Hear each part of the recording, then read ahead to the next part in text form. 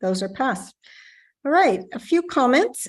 First of all, great Deep Roots weekend. The weather was great. I was so pleased after all that really wonderful group has had to put up with over the last years, and last year being canceled at the last minute. There were lots of people in town. The weather was great and the music was great. And so our great appreciation to all of those volunteers.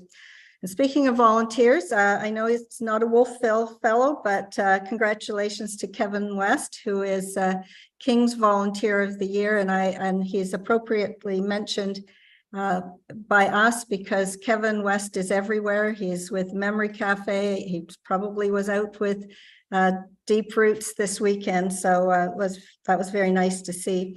And also, it was a lovely, I guess, call it a plaque unveiling on Sunday for Donnie Lightfoot. Sarah Lightfoot and the rest of her family worked with, I'm sure, the group at the Al Whittle to have that plaque up. Donnie is, as we will all know, and many people watching will know, the barber of Mud Creek, the Razor's Edge, long before I was in town, was part of what is now Just Us and the Al Whittle. And so that was a really nice, it was a nice turnout and a nice morning for that. So do any members of council have similar comments that they would like to make or recognize? Okay.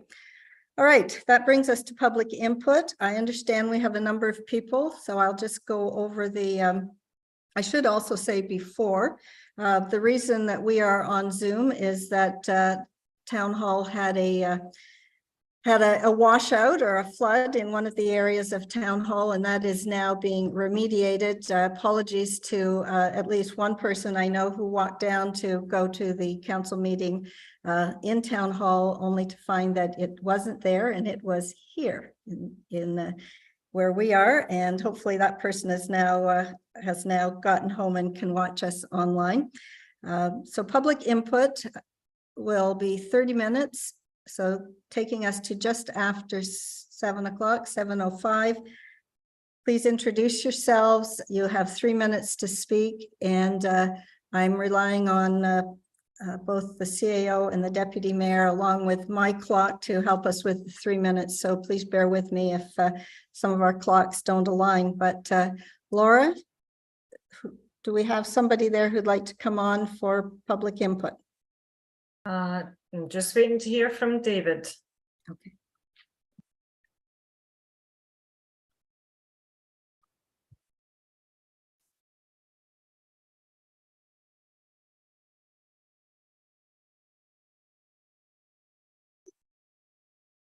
There's 3 people apparently on, but no, I don't think there's anyone that's wanting to speak. So, I see a hand up now. Sorry, Yeah. 2 hands are up now. So, oh, I can't. Sorry, I can't see that.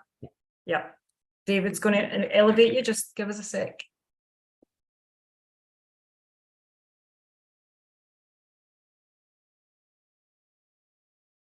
You can go ahead, MacBook One. Can they turn their camera on, please, so we know who it is? How do I turn it on? How do you turn the camera on? I have no idea how to turn the camera on. This is Joe Raffi speaking. Hi, Joe. How you guys doing? We're doing fine. Good. You guys all look good. I can see you guys. You can't see me. Okay, go ahead, Joe. It's my first time doing this, so it's kind of different today. I understand. Go ahead. Anyway, we're talking about the. I'm talking about the nuisance bylaw. Nuisance. What's it called? The nuisance party bylaw. Exactly. I hope that you guys are able to remove the landlords out of it. I believe we work very, very hard to run a good show.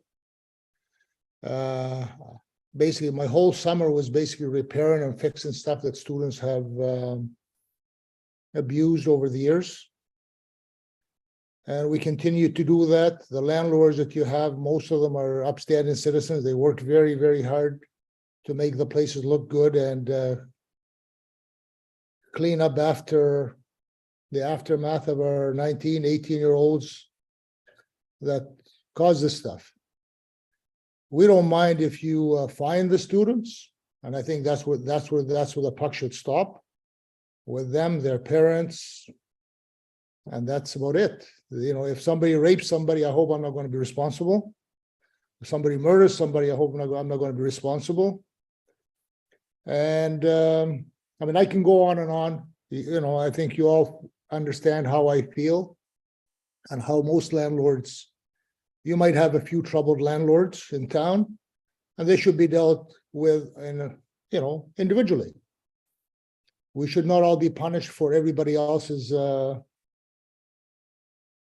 know, unsupervised attendance of their properties. And I see that, and I know who they are. I can see, like you all can see, but I'm not one of them. The few of us, quite a few of us in town, we take great care of our properties, and we care for the students we rent to and the people, and we run good properties. I've taken 4 or 5 properties around Summer Street, Linden Avenue, and I brought them up to a respectable situation. And I didn't have to, but I did. I'm glad I did. I'm happy I did.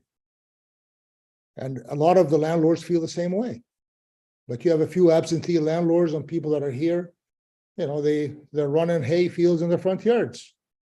They run a bad show, and they should be dealt with accordingly, you know, differently. But I don't want to be punished for somebody else's problems. You know, the police don't tell us when there is a problem, because it's going to happen to the best of us. Parties are going to happen, they're going to spur up, and we have zero control when they happen, you know, and how they happen. So, you know, your town security does not know most of the time either. I called them this 2 weeks ago. Sunday and Monday, they're off, but there's big parties on Summer Street. The streets are littered. Saturday night, there was a big party on Summer Street. And when they do come, they just watch and they kind of supervise it, and it goes on. Why should Can I ask you to wrap up, Joe, please? And I believe also, as most landlords, when the people are walking down the sidewalk and coming to our properties, they're coming on town property. When they pour onto the streets, the town isn't treated the same way as the landlords. So that is my 2 cents today. Thank you. Thank you for listening, and appreciate it. Thank you. Okay, thank you, Joe. All the best. Thank you. Do we have another? Yes, there's a hand up. Jenny Herban. Hi, is it okay for me to speak now? Jenny, it is. If you can put your camera on, that would be preferred, so we can see who's speaking to us. I don't seem to have, let's see. At the bottom of your screen, there should be something that's right beside where you mute your sound. There should be a little video camera. If not, go ahead. Yeah, I'm sorry. I think I might have like a special attendee, but if Laura could promote me, I think I might be an attendee, but if you could promote me to a speaker or something, then I believe you are already promoted, Jenny. Our IT chap is working on that for you, so I think that you are. okay. Jenny, Jenny, go ahead. You have 3 minutes. Okay, so I just wanted to share the experience of my family. We live downtown in Wolfville, and we're really happy about it. We love it. We have a lot of student neighbors. 2 of the houses closest to us,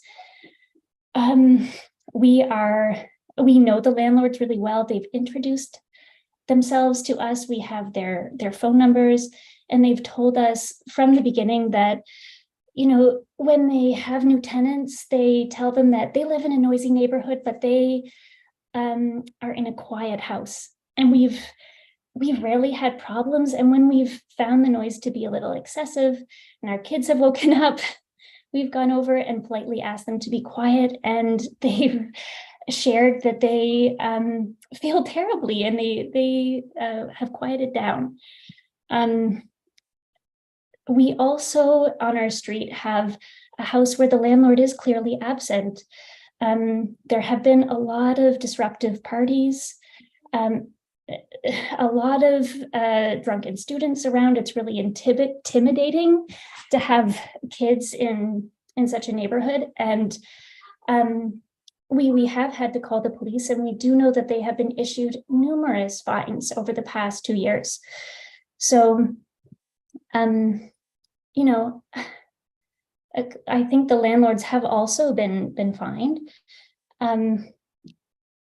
In such a situation, I feel like there are not enough mechanisms as it is to you know, communicate and deal with this problem. Sometimes we feel a little bit helpless. So I love that there is this list. I like the idea of amending this bylaw, and you know, I think that the list of things that landlords can do is really helpful. It protects those good landlords who are doing great work and doing their best, and they can show that they are doing so and then maybe not be fined. But I think that for the other landlords, the absentee landlords who do not care, who you know, are letting their buildings fall into disrepair, and you know, I think it's these students, the tenants who are causing problems. We've seen really disturbing behavior from them as well. Anyway, I'm drifting. Yeah, if you could wrap up, Jenny, please. Yes, okay. Yes. Okay, so I actually feel like the fine should be increased along with the mechanisms that you're offering. So I think we need increased fines for these absentee landlords who are clearly not doing anything. And then also this wonderful list that is protecting the wonderful landlords. So anyway, that's my. Thank you very much, Jenny.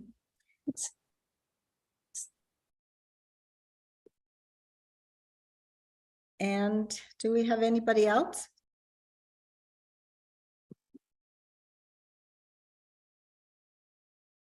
I believe George is waiting to come on. Yep. George, are you able to turn your camera on?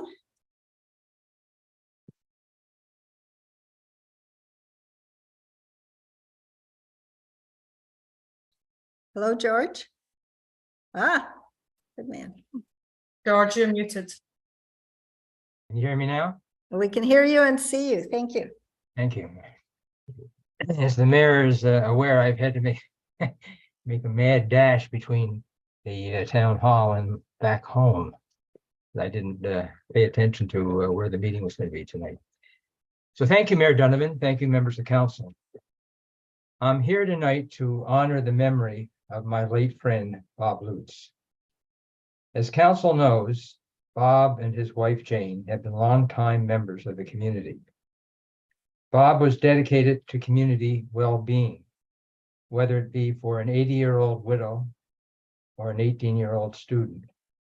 Bob longed to see a community where people, regardless of age or of circumstances, had mutual respect for one another. The town, the university, the student union have adopted this vision as one of its key principles in the latest version of the MOU. Section 4, and I quote, "We share a joint responsibility to commit to a high standard of community livability for all residents of Wolfville. Residents deserve to live in a town that is attractive, safe, healthy, and affordable, where neighbors appreciate, support, and respect one another." End of quote. This lofty goal was one that resonated in Bob's very being. Above all, Bob was a realist. He knew that before the vision could be achieved, compliance with the town's bylaws, including the nuisance party bylaw, would require intervention and enforcement through the town's compliance officers and the RCMP. This, in fact, has been adopted under the community well-being shared goals, as noted in the MOU, where these bylaws are specifically mentioned. If council accepts staff's recommendation tonight and remove landlord responsibility from the nuisance party bylaw, Bob would no doubt ask, where's the quid pro quo? What are landlords prepared to do voluntarily to meet their duty as good citizens of the town? And I include those landlords who live outside the town as part of this posing of this question. Bob recognized that if community harmony, livability, and well-being are to be achieved, landlords would hopefully willingly accept the challenge to be part of this work. And I hasten to add this, it just doesn't end with the town and landlords. It also involves the university and the student union and those who are involved in enforcement, and particularly in this case, the RCMP is a separate entity. Will you do honor to Bob's memory and use your good judgment to work with landlords toward a workable plan to achieve the MOU's stated objective of community well-being? Councilors, it's your choice. Is the MOU simply a gathering together of meaningless platitudes, or a living document that captures the vision of our good friend, my good friend, and our community's good friend, Bob Lutz? Thank you very much. Thank you, George. Is there anyone else who's coming on for public input?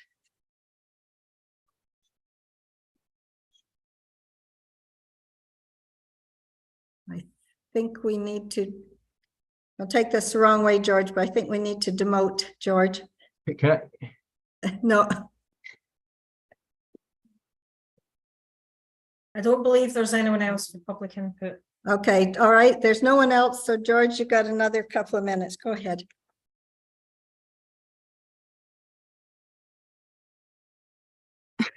You left, George, I just gave you another couple of minutes. Might have caught him mid demotion back down, so give David a chance to see if he puts him back up. Okay, thank you. Because we do have another 10 minutes. If we want.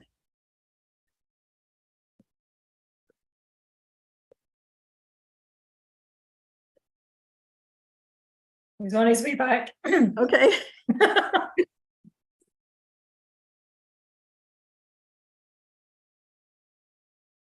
You didn't have to walk as far this time, George, to get back. a long walk around the computer, though, I'll tell you. All right. I just We have wanted to a add few more something. minutes. I just wanted to add something very briefly and respond to the presentation that was made by Mr. Raffi.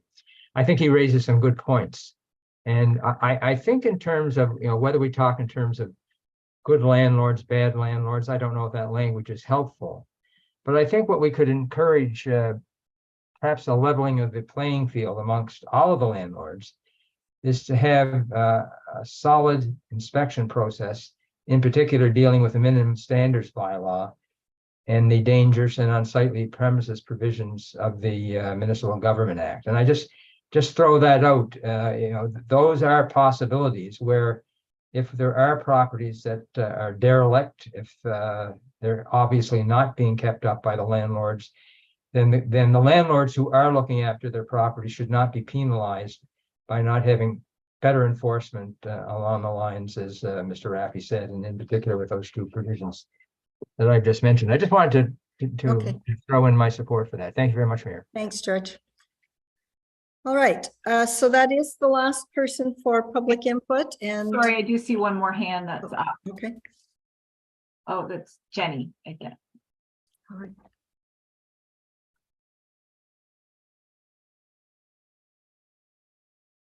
Is she coming back?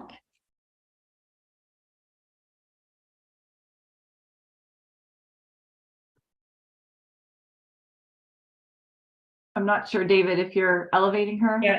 Yeah, he's just saying give him a second. It takes a bit of time. Perfect.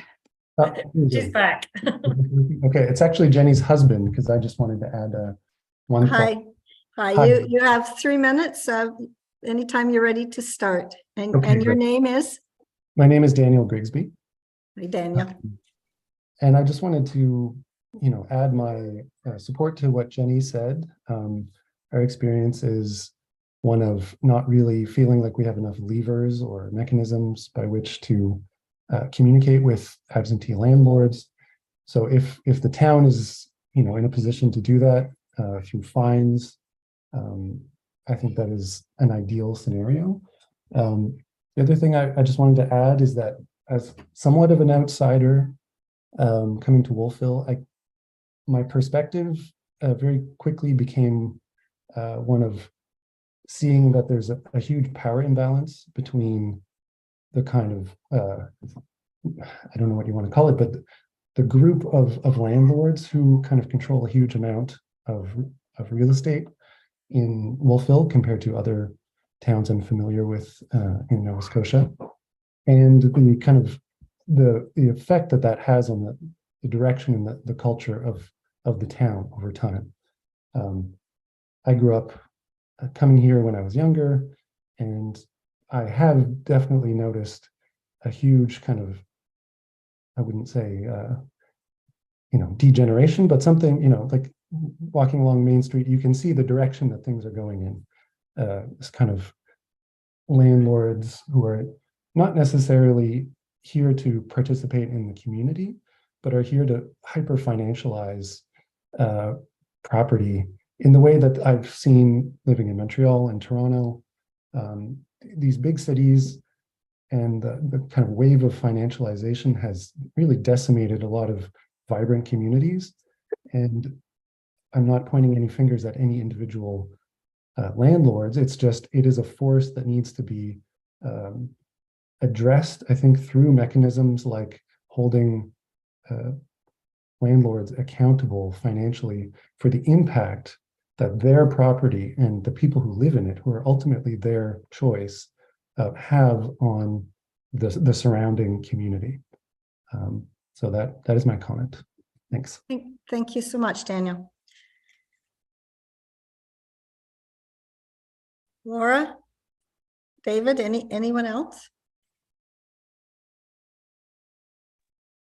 I'm not seeing any, but I'll just double check. Just double check. No, there's no one else. One else. Okay. So we just have council and staff, I think. Yes, so we're back to the elevated group. So that brings us to our first motion from Committee of the Whole, RFD 041-2023, and the in Wolfville EDI approach. And I don't know, Barb, if you wanted to add anything or say anything about this before I put a motion on the floor. Nothing to add at this time. Thank you. Thank you. Just looking for the motions list. Would somebody like to put that motion on the screen?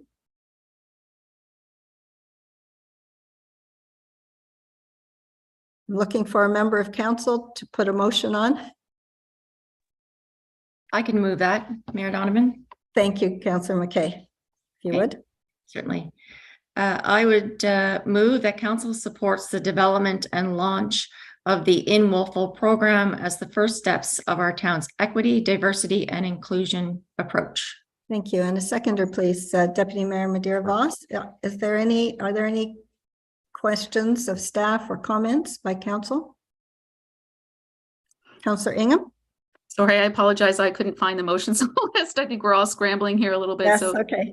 Sorry, Mary Donovan and the rest of council. I just wanted to say that I'm really happy with this start, and I feel like this is just like the first start of things that we can develop in the town, and hopefully we can move a few things forward to budget. And I'm really looking forward to having the relationship with Acadia. So I'm excited to get things started, but I know it's just a start, and we do have a lot of work to do moving forward. So I do support this motion. Thank you, Councillor Ingham. Other comments? All right, all those in favor, please indicate by saying aye and putting your hand up. Aye. And I don't see any hands down, but I will ask opposed. That is passed. And you're right, moving all these papers around is difficult. The next one would be the RFD 044 2023 operating line of credit. I will ask Councillor Butler, since if it's a money one, an audit one, if he would move this motion. Certainly. I move that council approves the following lines of credit with the Bank of Montreal effective October 1st, 2023 to September 30th, 2024. Town Operating Fund Bank Account, 700,000 maximum credit. Water Utility Operating Fund Bank Account, $285,000 maximum credit. Corporate credit cards, 50,000 maximum credit, all cards combined. Okay, thank you. And a seconder, please. Councillor Palmater, thank you. Staff, any comments you wish to make? Director McLean? Nothing to add at this point Nothing? unless there's questions. And are there any questions of council for staff? Okay, all those in favor, please indicate by saying aye. Aye. Aye. Opposed? That's passed. And the next one, I will ask Councillor McKay as the alternate on the IMSA related to this. Sorry, I was going to give the title RFD 045 2023 Valley Waste Resource Management Debt Guarantee for 2023-24 capital program. Councillor McKay. Thank you. I would move that council guarantees a share of the Valley Waste Resource Management Authority's TBR capital for the fiscal year 2023-24 in the amount of $553,000, with Wolfville's share being 9.85% or $54,471 as per attached partner guarantee resolution form. Thank you, Councillor McKay. And a seconder, please. Councillor Butler. Any questions, comments? All those in favor, please indicate by saying aye. Aye. Opposed? That's passed. And RFD 043 2023 WBDC citizen member appointment. I will also ask Councillor McKay to move that. Yes, my pleasure. I would move that council approves the appointment of Sarah Burton as a member at large on the WBDC to serve from October 2023 until December 2026. Great, thank you. And a seconder, please. Councillor Elliott. It's really hard to see all the hands going up or out. So any comments, questions? If not, all those in favor, please indicate by saying aye. Aye. Opposed? That's passed. And that brings us to new business and nuisance party bylaw second reading. I'm going to ask the CAO. I assume there will be discussion on this. Would you like to, does staff want to add any additional information or should we get the motion on the screen? Barb has a presentation first, so. Okay, why don't we do that? Over to you, Barb. Thank you. Just give me a moment and I will share my screen.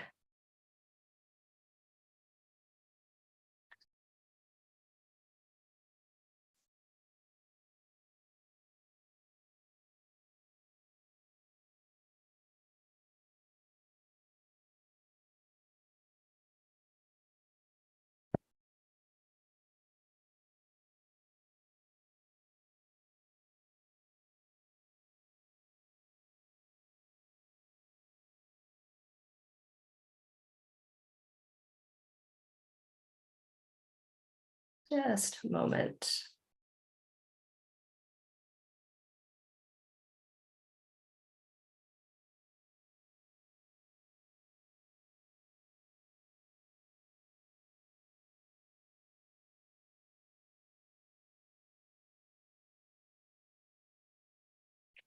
I'm going to try this once more.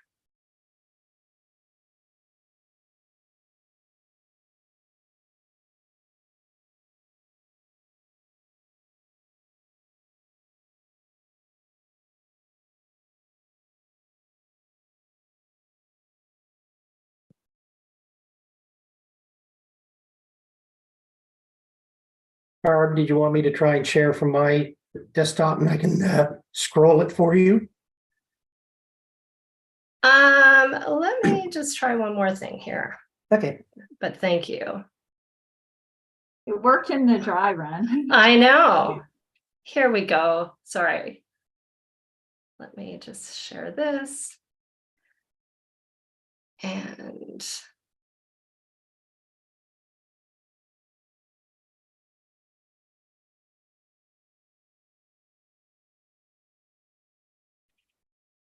can people see the slides now?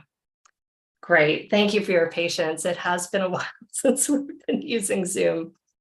So good evening through Mayor Donovan to members of council and to folks who are joining us either as delegates or through YouTube Live. I have an opportunity now to present to you an engagement report. So this is a high-level summary of what staff heard between the first and tonight's presentation, so the second reading of the nuisance party bylaw. So this relates to RFD 034-2023. For members of council, you have the full engagement report in your package. And for members of the community who would like to review that, that is also available online. So I'm going to go through this in a slightly different way than was laid out, pardon me, in the engagement report. So we'll kind of go through it step by step, and then I'll end with the staff recommendations. So from July 21st to September 9th, staff launched an engagement cycle on Wolfville Blooms. And I want to just take a moment, especially because I know that we'll have probably a larger audience tonight at home watching us. And I really do want to draw attention to Wolfville Blooms. It is our engagement platform, and it allows staff to really showcase some of the different projects that we're working on. This is part of our commitment to plain language. It's part of our commitment to accessibility and a commitment to transparency as well. So we want to have members of the community be able to look at our projects in an easy to understand format, to read our reports, and then we usually ask for some feedback. So on July 21, we launched the nuisance party bylaw engagement section of Wolfville Blooms. And the other thing I like about Wolfville Blooms is it gives us some really good data. So from Wolfville Blooms, I could tell as the admin that we had 159 visitors who visited specifically that project area. So they came specifically to Wolfville Blooms and spent time reviewing this, the proposed amendments to the nuisance party bylaw. Of those 159 individuals who opted into Blooms to take a look, 37 of them took the time to download their request for decision. They downloaded copies of the bylaw, and those numbers are really quite significant, especially for such a short period of engagement. Of those 159 people who visited Wolfville Blooms, 26 folks provided what I would call a narrative response. We had a 3-question survey, and that survey asked people to identify themselves as either a landlord, a tenant, a neighbor, perhaps in Wolfville. We also asked if folks had interacted with the bylaw previously, and then we asked specifically for feedback on the proposed amendments. So that was our virtual process. We then hosted 2 in-person sessions. One was hosted in Town Hall on August 24th, and my colleague, our compliance coordinator, community compliance coordinator, Kaden Thibault, joined me for that, as well as Maren Schmidt, who is also one of our compliance coordinators. So we had a session on August 24th, and that was attended by a combination of landlords, tenants, and folks. I think we had one person who kind of crossed a few different spectrums. We had a second session that we hosted on September the 6th. Again, Kaden was able to join me for that. And that was a group that was made up mostly of landlords who identify as being part of an organized group. So between those 2 groups, we had 13 people in attendance. And the staff role through all of this is really to listen, to take notes, to answer questions if they arise, but really to collect that feedback so that we can present it to council to assist with the decision-making process. So breaking this into kind of what we heard from groups of people in the engagement report, I kind of break it out by the platform or the in-person, but I thought this might be a helpful way to look at it. So from tenants and neighbors, so people who are not landlords, we heard some consistent things. There is a strong belief that landlords should be able to control parties at their properties. We certainly heard that nuisance parties are impacting livability in the town. And additionally, we heard from other people that Wolfville is a university town, so there will be parties and noise. And again, these were consistent themes and comments. From the landlords, we heard some really impactful stories, I will say. There was, especially in the first session of landlords and tenants, there was a lot of sharing, kind of really some narrative responses around what landlords do to look after their properties, how they screen tenants, how they work within the Tenancy Act. And they really did kind of open up about some of their struggles, as well as some of the joys that they face and experience working in Wolfville. So consistently, what we heard from the landlords was nobody wants nuisance parties. And there was a long list of why: property damage, having to deal with enforcement, and a whole long list of other reasons. But nobody wants nuisance parties.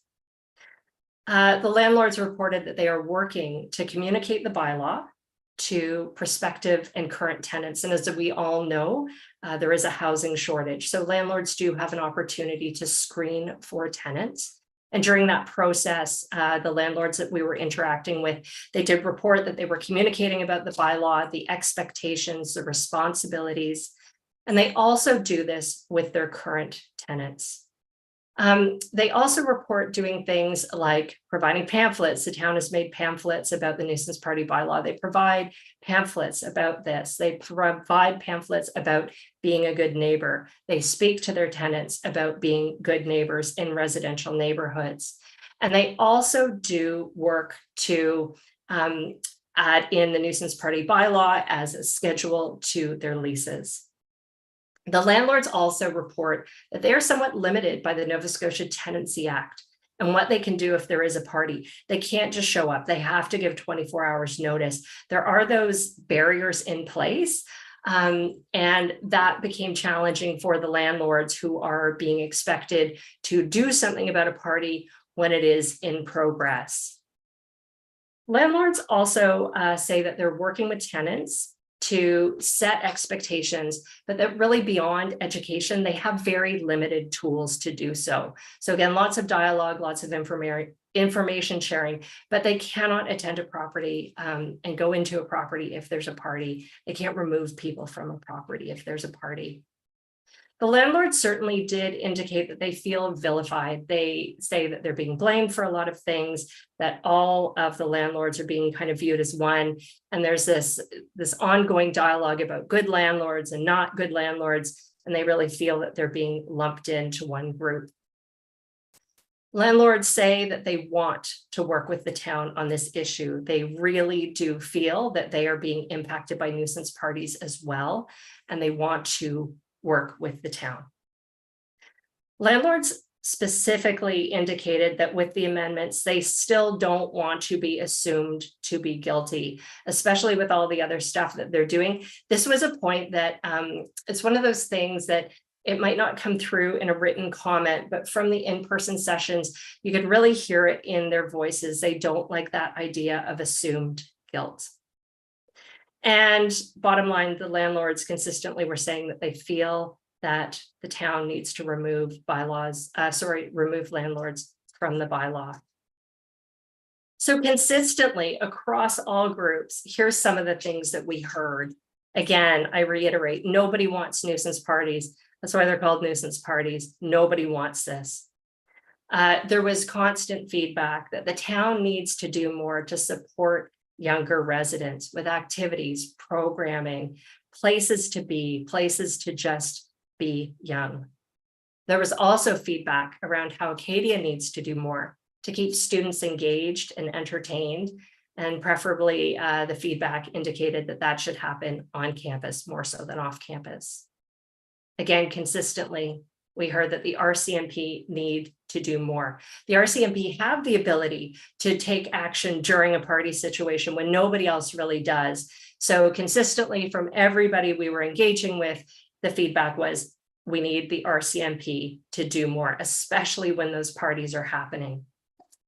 Everybody agreed that individual charges are really effective. Those work.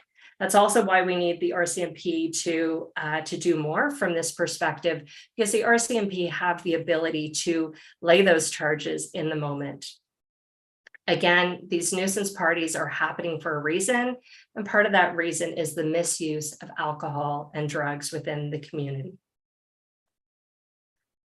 So I want to walk through the staff recommendation because this is a little bit unusual, and we have the pleasure really of doing quite a bit of engagement within the town of Wolfville, and it's something that I really enjoy working on, these engagement cycles, and it gives us an opportunity to kind of listen to people in a very meaningful way, in my opinion. And really, after we reviewed the feedback that we got from the engagement cycle between the first and second reading, which is tonight, staff are recommending that sections 7.4 and 7.5 be removed. This would trigger a revised report to come back to council in October for a first reading. And that would provide an opportunity for further engagement, again, with all folks through the community. And that would probably be back onto Wolfville Blooms for a new round and then some more public sessions. And I want to just kind of walk through again why staff came back with this somewhat different recommendation. It comes down to the detailed accounts of the steps that the landlords are taking to prevent the nuisance parties. So these are actions that they can take before the parties and actions that they can take afterwards.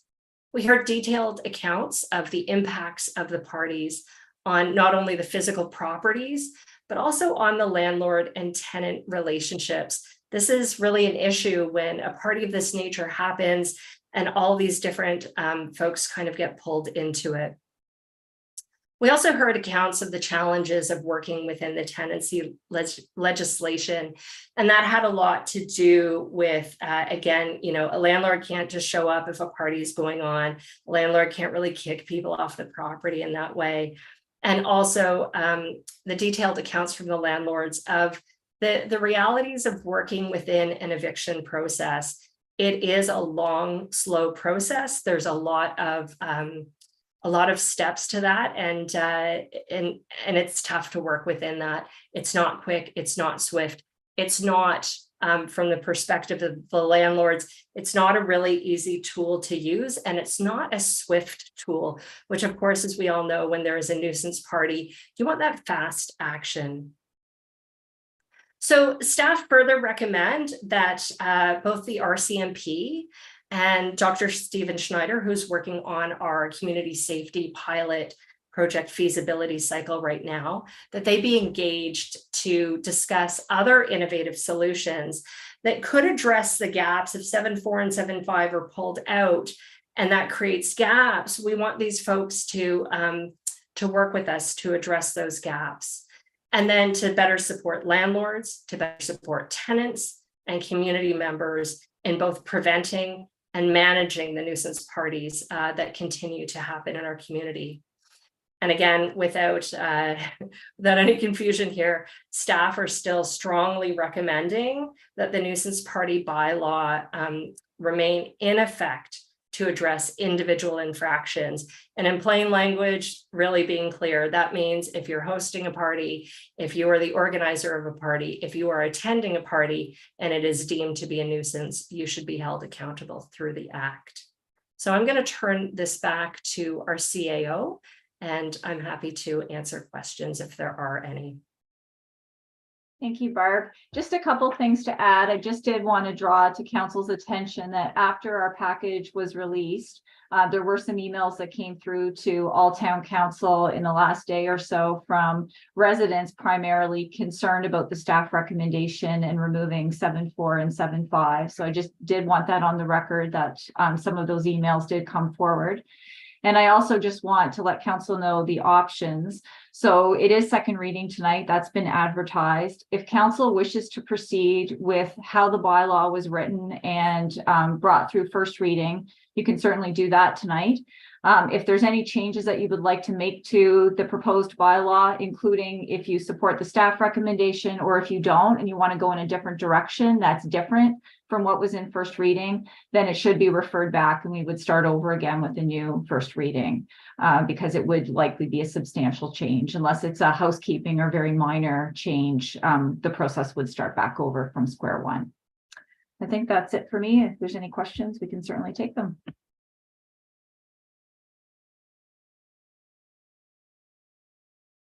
Muted. Why don't we start with some just questions of clarification, and then I'll ask if what your pleasure is. We have a motion in the motion list. Doesn't have to be that one, but let's get some questions out first. Members of council, Councillor Butler. I'm not going to say that I have a little more stake in this, but I'm a renter. I rent. I deal with an apartment building and a landlord and a residence manager all the time. So I have a lot of questions, but I also have a lot of opinions. So I'll go with my questions first. In terms, I noticed there was a lot of reference to the ability of a landlord to enter a property or enter a dwelling with 24 hours notice. Does that differ from residence to residence, or in my I'm in a building, so we have individual apartments in our building. Our landlord is allowed to enter our building, come up to my door and knock on the door with no notice whatsoever, but they cannot enter my apartment without 24 hours notice. So in terms of a house that is supposed to be quadrant into 4 separate dwellings, can you just sort of maybe give a little clarification? I guess a house would be they can't actually physically enter the house. They can go on the property, but they can't go into the house unless it's individual. How does that work?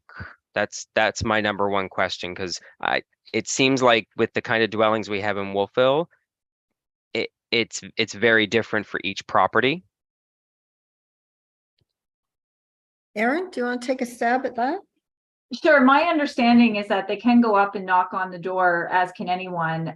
But in terms of actually being let into the home or the specific individual apartment, they do require the 24-hour notice. So depending on how the house was structured, if you walked in and there were segmented apartments, you could probably go into the main lobby area and then you could knock on the door of the individual apartments. You're either let in willingly or you have to give the notice. So I think it's different for every situation, but you can't enter into the private apartment without a 24-hour notice period unless you're invited in, is my understanding.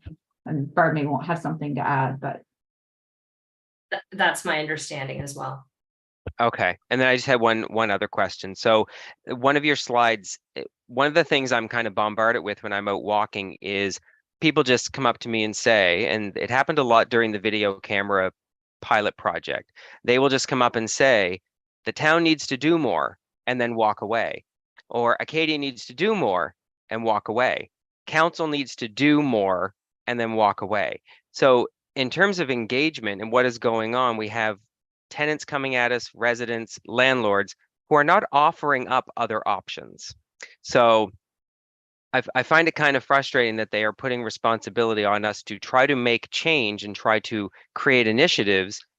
We are attempting some initiatives, and then the negative feedback or positive feedback comes back on us. So is there any kind of additional engagement that can really penetrate those questions? That what can we do? Can you offer some suggestions instead of just telling me to do it without actually offering up an option? So I'm happy to comment on that. Thank you, Mayor Donovan. So I mean, we we worked for quite a number of years on the community alcohol strategy.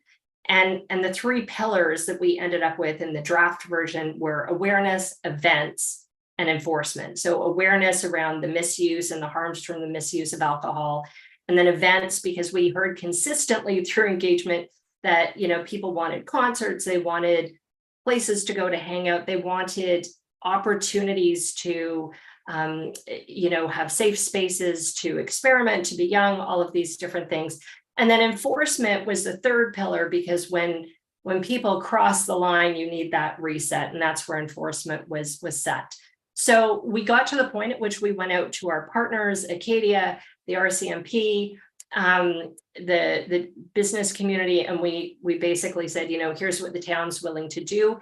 And some of what the town is doing has to do with, you know, our compliance efforts. It has to do with what you see, you know, our big welcome street party.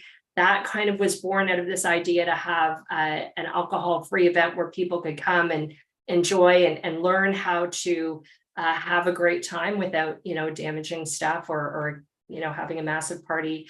The additional activities that happen now at homecoming, you know, the concert and things like that we're really working on. Those are things that have come out of those discussions around the community alcohol strategy. We need more partners to step up and say, I'm willing to do this piece, as in I'm willing to host this event, or I'm willing to, you know, chat with these folks.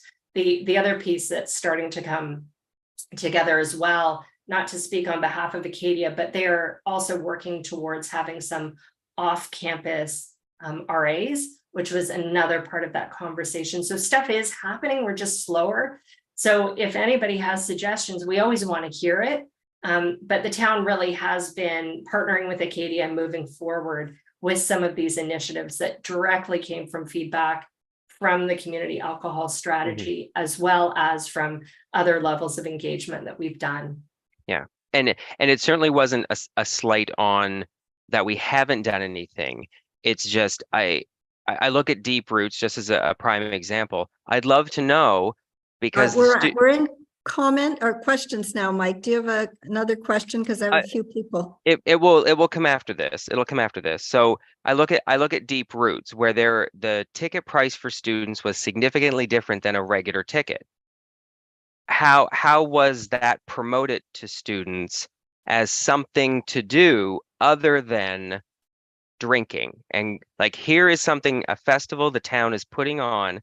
Was that, I'd love to know the numbers of were the students engaged? Was that age group engaged as, here is something we are offering?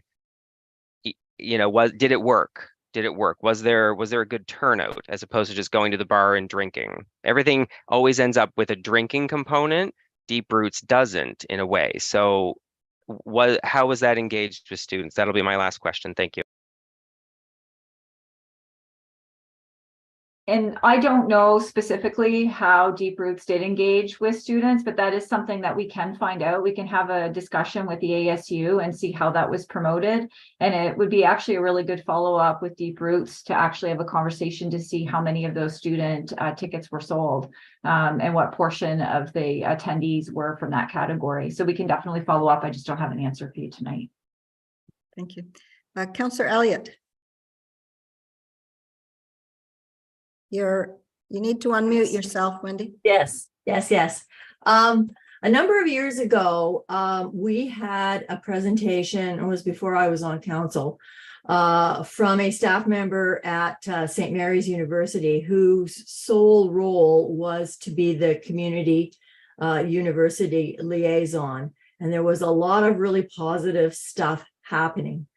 Now, I know that Dr. Schneider works at St. Mary's, and he has certainly a vast background, and we haven't really filtered those things through our research, nor I'm understanding that nor have we really talked to too many RCMP officers.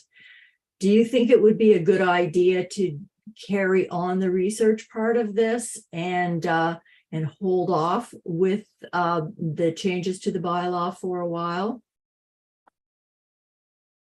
I guess I'm asking Aaron. I guess that's a question for us, not for Erin. So That's what I was gonna say. yeah, not put her on the spot, but Erin can comment. We actually had money in a budget to have half of a person like that, and I forget her name, Marianne or something, to be shared with Acadia, but their funding didn't happen. Erin? But I think to the point, we are doing the research now through Dr. Schneider, and some of those initiatives will get considered as part of how this can be structured.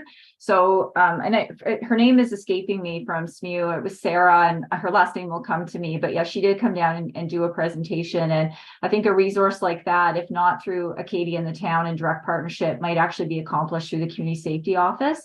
So it's certainly something that we can pass on, and the research will continue with Dr. Schneider, regardless of what happens with the bylaw tonight. So any suggestions like that you have, definitely share them through either directly to Dr. Schneider or through Barb and I, and we can pass them on. Thank you. I understand we've lost the deputy mayor, and I guess David is trying to bring her back on. If anybody else has noticed that, we have noticed that. Other questions? Councillor McKay. Thank you. And I should have asked this question of Dr. Snyder this morning or this afternoon when I met with him, but I did not. When is his report to come through to us? Do we have a date? We do. I'll just defer to Barb because I want to say it's coming in January or February, but she'll have more specifics than I have with respect to the timeline. Yeah, we should get some updates early in the new year, but we expect the final report to land before budget. So we'd be looking at sometime in February. And if you allow me the opportunity to plug Blooms again, that project will be rolling onto Blooms within the next couple of weeks as well. So it'll be really easy to contact Dr. Schneider and to provide feedback. Thank you. Thank you. Can I ask a couple of others? Yes, of course. What is, because we've heard this, I think it was Joe at the very beginning, I'm not sure, but what is the legal, so and sort of a follow-up to Councillor Butler's question. So if a landlord goes to the door and knocks, just like anyone can, and says, stop partying, and is assaulted, what is the legal ramifications to us, the town? If we said there's a party at your, notified such individual that there's a party going on at their residence, what would happen? In terms of the town's liability, I don't want to speak to, I don't know the full legalities. So I don't really want to respond to that until I can take that back. So that would be one, Jody, that I would just like to take back. I think I have an answer, but I would like to just chat and make sure I give you the correct one. Okay. And one more, and Councillor Ingham may have had the same one, because we had a conversation with someone. Do we know the full ramifications when we issue a ticket to someone and they do not pay it, say they're arguing it in court and it goes past the 90-day collections, what service Nova Scotia does with those collections and what letters are sent? I don't know that. I'm going to just ask Mike, because I know he's dealt on the payment side for a number of years with respect to a lot of tickets, not just these, but other SOTs that we've issued. So I'm not sure, Mike, if you know the answer to that, not to put you on on the spot, but don't have a specific answer. So that would be something I'd have to check on. So I'll say, Councillor Ingham and I saw a letter that was sent to an individual, and it prohibits them from any services that Service Nova Scotia will offer. They can no longer get a driver's license. They cannot renew it. They cannot renew their license plate. Councillor Ingham can reiterate or change whatever I've said if it's not correct. But I think those things are good for us to know, because that really does limit someone's ability to go to work or anything thereafter it as well. So that's a fairly significant slap. And that depiction for traffic, parking, those sorts of things, I knew that's how the process works. I just wasn't sure whether that translated into the area that you're talking about tonight. Yeah. From what I read of the letter, that's the way it read. So Okay. that was the question, but those are my questions for now. I have comments later. Thanks. Councillor Ingham? Thanks, Jody. I was going to ask the same question. So thanks for that. Also, I wanted to just, I guess maybe it is a question, and Aaron, you didn't really have the answer for it, but Jody asked it about the liability. I don't ever would recommend any, landlord knocking on somebody's door. It's not really safe. And it's not, I look at some landlords, it might be 6'2", 6'3", bigger than you have other landlords that are, small, petite, and is it really safe? So, I mean, I wouldn't, suggest that as a recommendation just for my personal safety. I wouldn't want to be knocking on a door, or even as it goes out into the streets. But I guess I'm all for, I've spoken to Stephen Snyder, and I'm all for, more education and more information. And I know I guess it's always better to be proactive than reactive. And that's just my comment there. So. Yeah, and just to concur, I don't think anybody should be inserting themselves into those situations when a nuisance party is happening. That's when the RCMP should be contacted, or our compliance team. And even our compliance team, if the situation is deemed to be a nuisance party, will wait for the RCMP's assistance for safety. So I would reiterate that's key. Sure. Right. Other Councillor Palmer.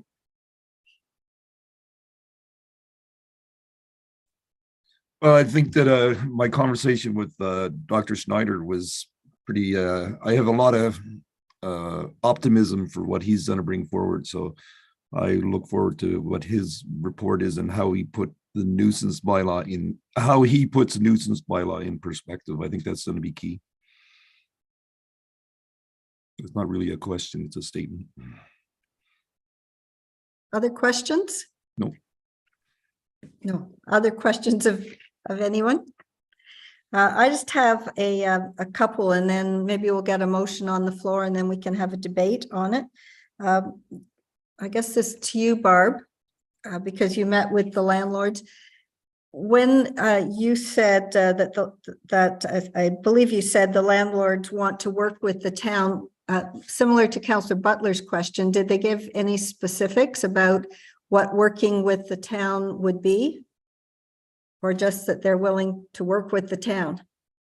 The specifics, as I recall. Well, I'm imagining that they, when they met with you, they gave a willingness to work with us. Do you have any sense of what that would entail, like to do what, or in what way? The desire is to start with a conversation. Beyond that, I don't have additional details, but there was definitely a willingness to start with a conversation and to work on this together with a shared goal to reduce the impact or the occurrences of nuisance parties within the community. But they didn't give you any specifics? No, they did not. Okay, thank you. All right, just an update for you. The deputy mayor can hear us, but she is not able to put her camera on, so, but she's back. Councillor Palmer. It's just a question for Barb. When you met with you were meeting with people, did you meet with any landlords or outside of this, I'll call it the landlord association or whatever they call themselves? Was there any landlords that presented themselves other than them? Yeah, I believe that there was at the first session that was hosted. We had a number of landlords who did not seem to be identifying themselves as part of an organization. The second meeting that we had, definitely those folks did identify as being part of more of an organized collective.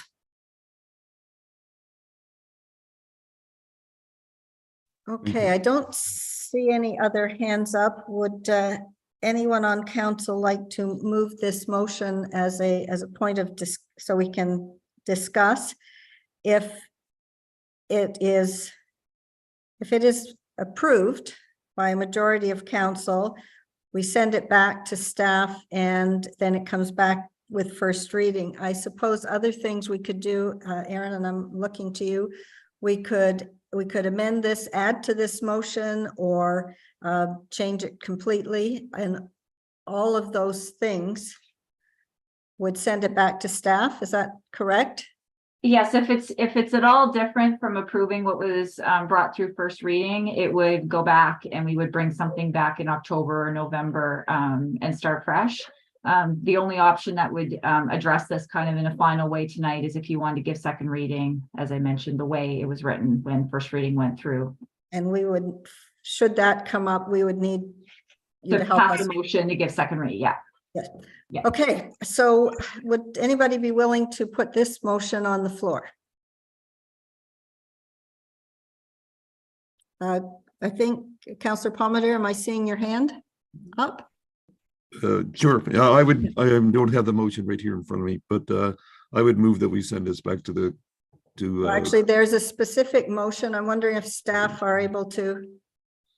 Wendy, I can read it if you want. Okay, thank. I will read the motion that staff has on. So I would move that council directs staff to remove 7.4 and 7.5 of the draft nuisance party bylaw and come back in October for first reading. That was the motion. Thank you. And maybe seconder, Councillor Palmater, would you? Yes, I'll second that. Thank you. Okay, so it's on the floor. Comments or other questions from anyone? Councillor McKay? Yeah, so I don't want to vote in favor of this, for I would like it to go back to committee of the whole. I think there's lots of work to be done on this before we can move it forward at all. I think having Dr. Schneider's recommendations are going to be key. I don't like how subjective some of the things are in terms of our compliance having so much, I don't want to call it leniency, but I think the bylaws should be more prescriptive. I would like to have really good proactive conversations with landlords.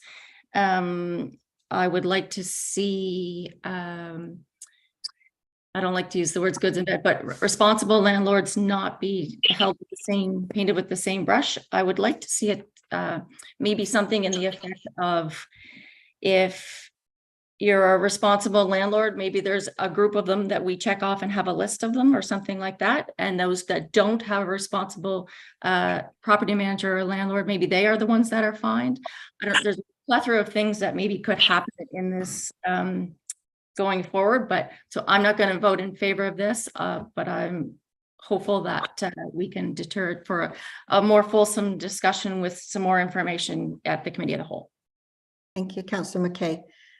Other comments? Councillor Butler. I agree with Councillor McKay. She hit every one of my points. Another thing I noticed, like just in terms of discussing this, is over the last couple of days since this came out, I've actually, as a councillor, only received one email.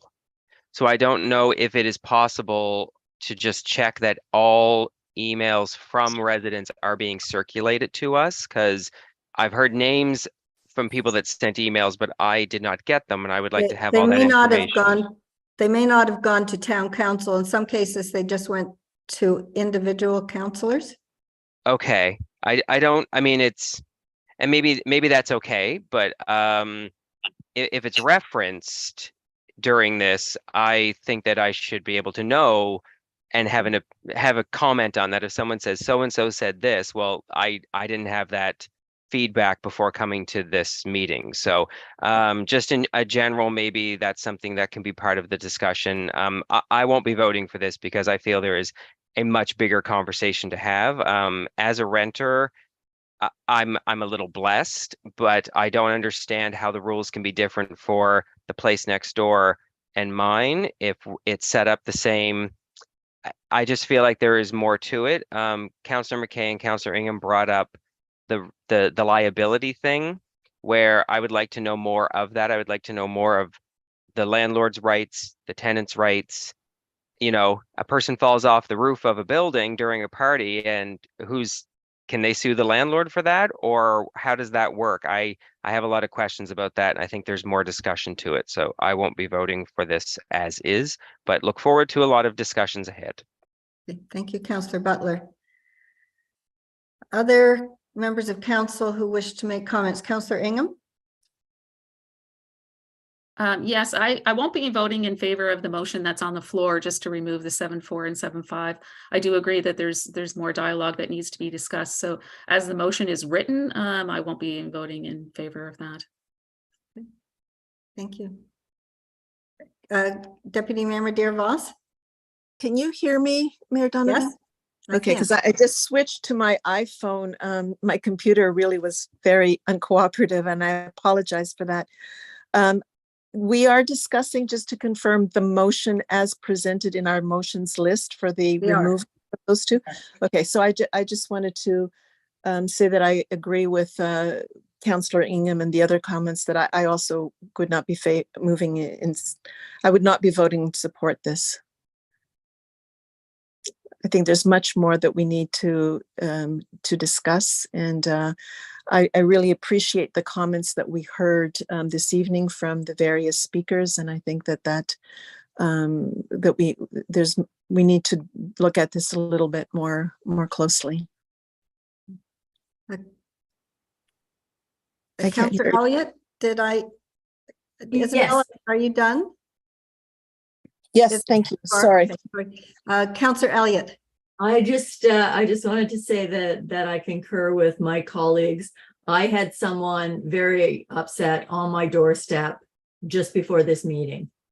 And because there had been a blanket email go around the community without the proper facts, the realities, people are reacting in negative ways, and I don't think we can move forward until we've answered all the questions. So I can't vote for it either. Okay, Councillor Palmer. I'm happy to let it go back to committee of the whole. I think it's a good place for it, probably. Other comments? I think any comments I have all been made. I too don't support this. I think there's a lot that I would like to know. I would like to know what the landlords, how they feel that they can be partners with us. I think it's important for us to have, as Councillor McKay said, a fulsome conversation with the landlords and not just a small group of landlords who have become spokespeople. In fact, in some respects, those are the landlords that I worry least about, because they're the ones that we know and that we see and that come on public input and so on. How we get to the landlords that are really causing problems in the town, I think we need to do some thinking about that, but I also don't support this. But let's go through the motions, and I will, unless there are other comments, I will call the question.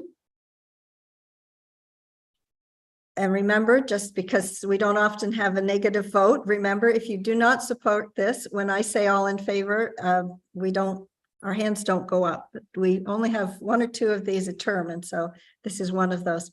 All those in favor of the motion as presented, please indicate by saying aye.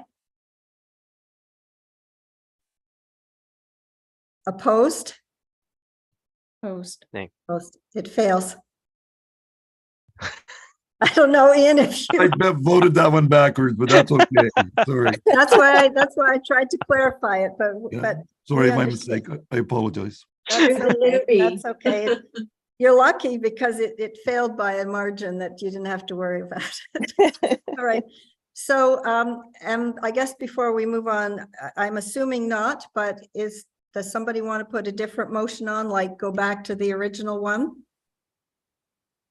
Not seeing that. All right. Thank you. So staff will take this back. And Aaron, did you want to comment?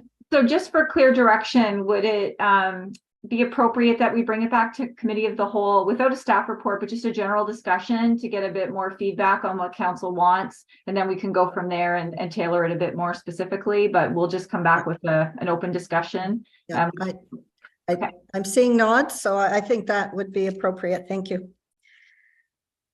All right, that brings us to RFD 046 2023 Fleet Acquisition Program Budget Overage. Councillor Butler. Okay. I move that council approve an additional $107,000 towards the purchase of a new 5-ton plow truck for Public Works, bringing the total approved expenditure up from $300,000 to $407,000, with funding to come from unrestricted capital reserve funds. I'm going to ask for a seconder, and then I'm sorry, this is new business, so I'm going to go Yeah. back to staff and ask them to explain, but It confused me a little bit, but I'm like, I'm sorry. I gotta do it I'm so used to eventually. having these kinds of ones, having gone to committee of the whole, but we'll let you have read it. Would someone like to second that? And then I will go to Director McLean. Did I see a hand? Deputy Mayor Madeira Voss. Okay, we will not be voting right now. Mike, do you have, or who am I looking to? Alex? Yeah, I can take this one on. Basically, in a nutshell, we increased the budget of this replacement 5-ton plow. We increased it to $300,000 last year around this time when we were doing our budget prep. And we did that in anticipation of cost escalations that are going on in the automotive, the vehicle industry. Basically, these cost escalations have continued over the past year or so, and we're at a point now where what we thought would be a $300,000 truck is now just over $4. We did go to tender with this, and we received only one bid. So suppliers and dealers are very busy right now. It's difficult to get this type of equipment. And as you can see, cost escalations have gripped this industry and are affecting this purchase directly. So that's the situation in a nutshell. Does anybody have any questions?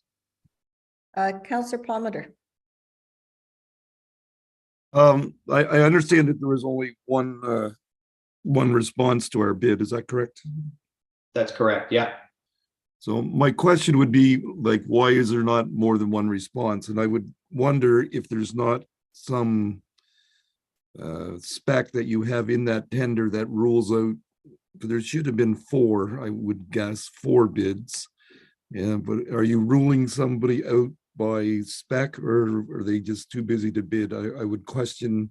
I can't imagine that they're all too busy to bid. I would question that. So I think it should have got 4 bids. And I'm wondering why we didn't get 4 bids, even if they were crazy numbers, because I think the 407 is a crazy number.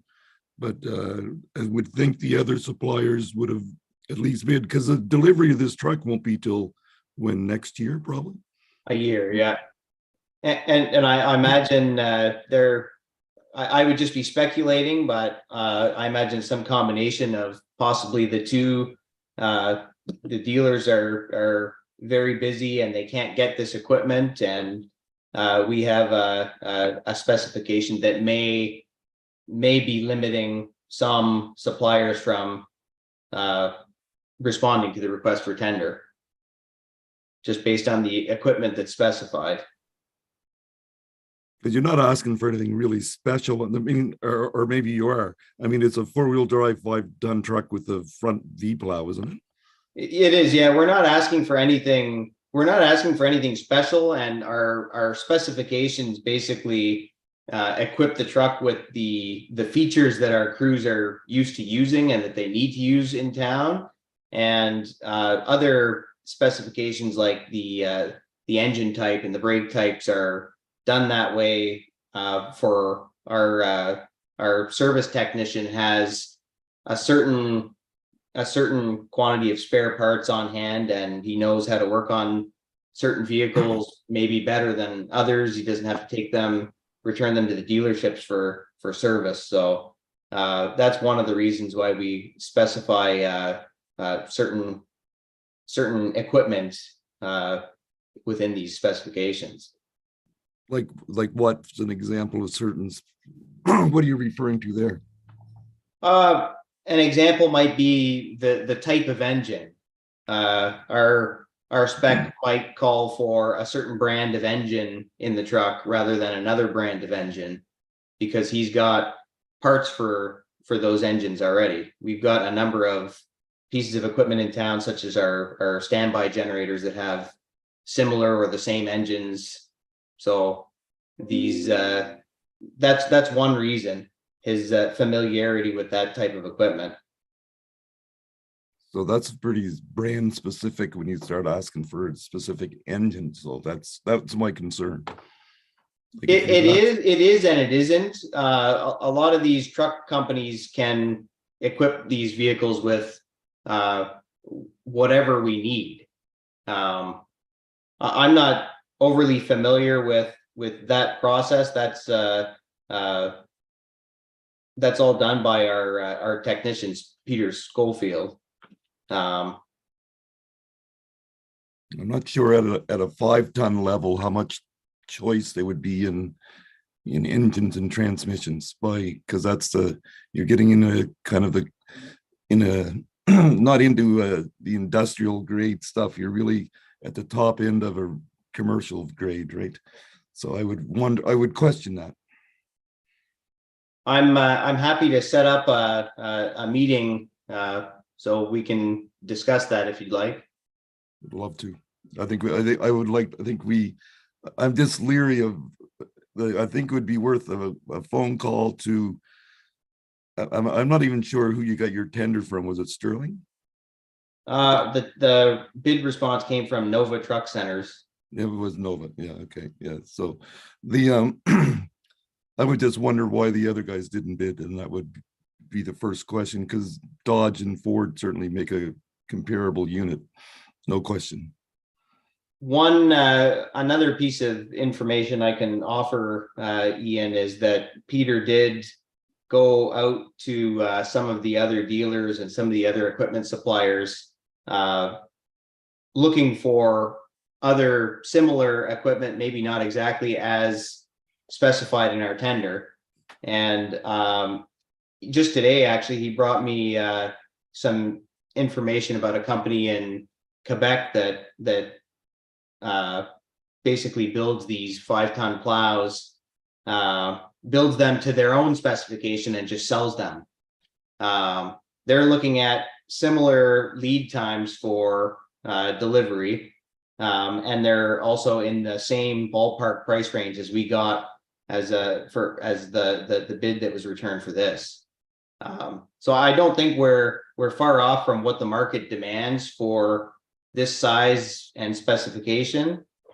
But yeah, that's I got that information today. Okay, thank you. Thank you. Councillor Elliott, I thought I saw your hand up earlier, but it's gone. No? Oh, must have been just been itching or something. No, it was actually your little hand on the little computer hand. Other questions or comments? Councillor McKay. Thank you. Only because I don't know the answer to this. So Ian asked a bunch of questions. Sorry, Councillor Palmer asked a bunch of questions that were specific to things that probably I don't know a whole lot about. So does this make this problematic, Councillor Palmer, or just questions and we can learn more going forward? It does. Sorry, am I muted? Yeah, okay. No, it does make it a little problematic. I would be curious to see what, like, at least what the other guys, where the other guys would be and why they didn't bid. Because what, why didn't they bid? That's my question. Because a year delivery is a long time for anybody. So the delivery is not the reason that they didn't bid. They didn't bid because they couldn't meet spec, would be my guess. And I'm concerned about that. I mean, I know that it's nice to have all your equipment the same, but for 50 grand, do we have to have the same, have the gear all the same? I don't know. I don't think so. It would be, I don't think we'd have a problem buying we have John Deere backhoes, and I feel pretty sure that we put a tender out and we only got a Cat tender, we would be wondering why we didn't get a John Deere tender for a backhoe. That's my question. And I have concern about that, yes.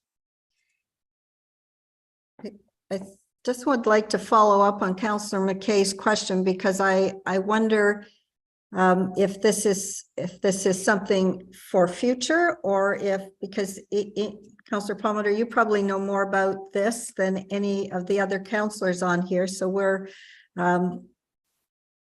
wanting to do the best with the town's money. I also wonder if, given that there's a year out, I guess a question to you, Alex, if we didn't support this and asked you to go out and follow up on some of the questions, does this put you and the crew and the town back in a way that's not helpful for you?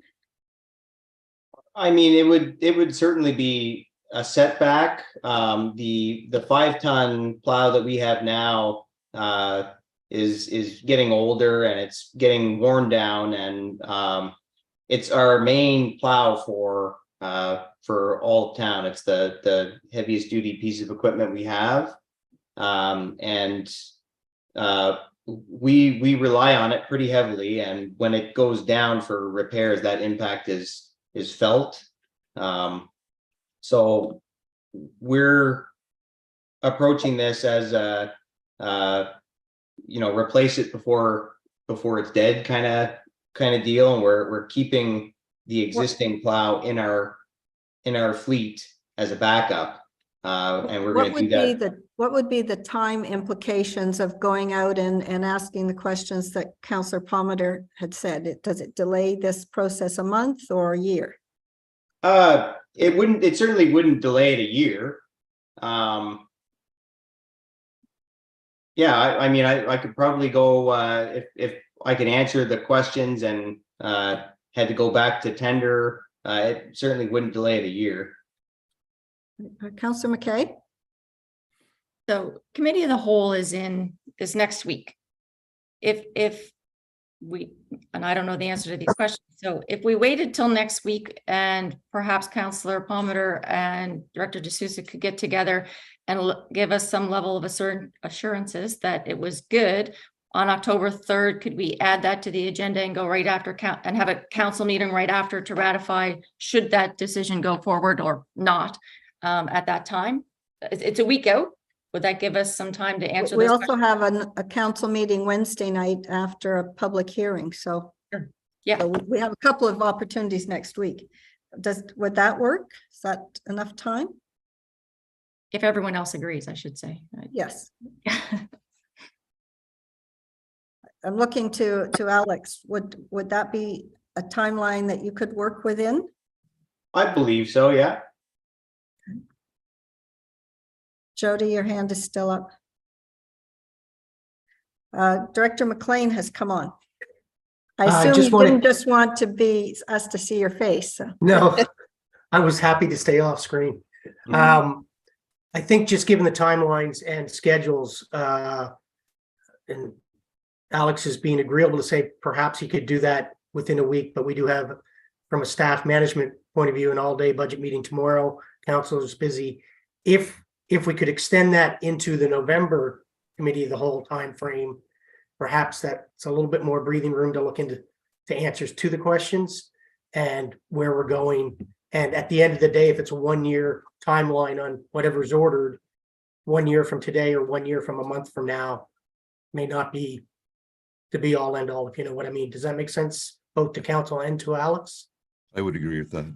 Yeah, absolutely. I'm going off screen now. Okay, thank you. So if I'm seeing nods, we do have a motion on the floor. My mistake to put that on.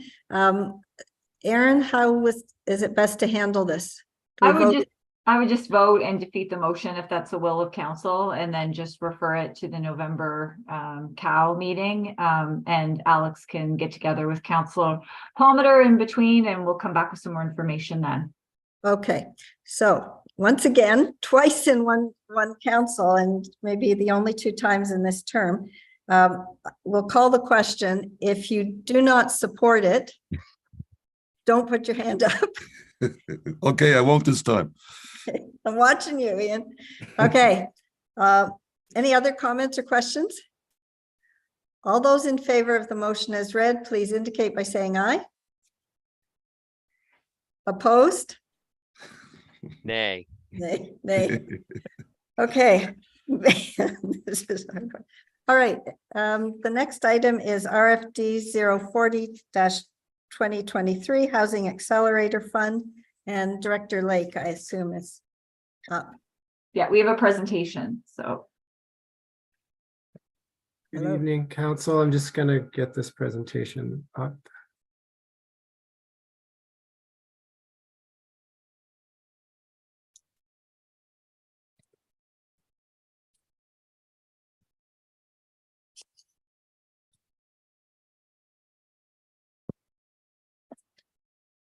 Can people hear me okay and see the Yep. slides? Everything's good? Okay. Good. All right. So I was trying to remember just before I came on here whether everyone is familiar with the Housing Accelerator and has at least had the initial presentation. We went to Planning Committee, to Council. So yes, everyone is somewhat familiar. So I'll go through some of the background relatively quickly. So this is a federal fund, $4 billion is available, and there is a small rural stream, which we have now pursued twice. So I'm calling this the sober second thought after the application deadline was extended to this Friday. So we've been, Lindsay and I, and especially Lindsay, she has been putting a lot of hours in on this, and I will say that it has been challenging to navigate how best to position an application on this, particularly when the potential funding coming our way is significant. So really the reason that we're here and coming out of Planning Committee, the purpose of these reports is always for council to consider the motion from the Planning Advisory Committee. So the PAC did provide a positive recommendation for the town to submit an application to the fund. And just a little bit of background, I do just want to acknowledge that often when we're having these housing conversations, a lot of people that are really concerned with very basic needs. So this is just one model of showing a hierarchy of needs. Aren't part of these discussions, or it's very difficult because they're quite concerned with putting food on the table and other basic needs. So I hope we can just be cognizant of that as we move through both this presentation and making decisions moving forward. The situation, after we've really dove into it over the last few months, certainly isn't positive. So the needs assessment that we've been provided from the province, this was a real thrust from the province to try to support housing accelerator applications. These are just some really top line statistics from it. Overall, our growth rate for housing that they outline, and this is looking back at historical permitting data, is about 25 units per year. I said this before, there are particular years, even since my time, where we've trended closer to 100 units, but that's when a multi-unit building has come online. Typically, we're around 25. So that's what we're using as our baseline. The needs assessment does state that there's a current shortage of 165 units in the town, a shortage projected in 2027 of 830 units, and a shortage by 2032 of just over 1,700 units. So when you think about creating 25 units per year, and you look at these numbers, the word accelerator, I think, starts making a bit more sense, and the thrust behind this. So the greatest need, as outlined, is for young families in the shorter term and seniors throughout this period. These numbers, I think most people are familiar with, but I just want to go through each one. The average household income required to buy a house in Wolfville is 167,000. And so 90% of residents earn below this amount.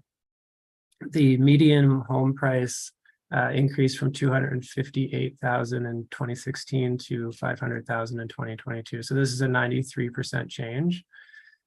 And renters need to earn a minimum of $45,000 to afford a one-bedroom apartment. So 75% of lone person households earn less than this amount. We have started housing work, and I just want to address some of the previous discussions that we've had and presentations.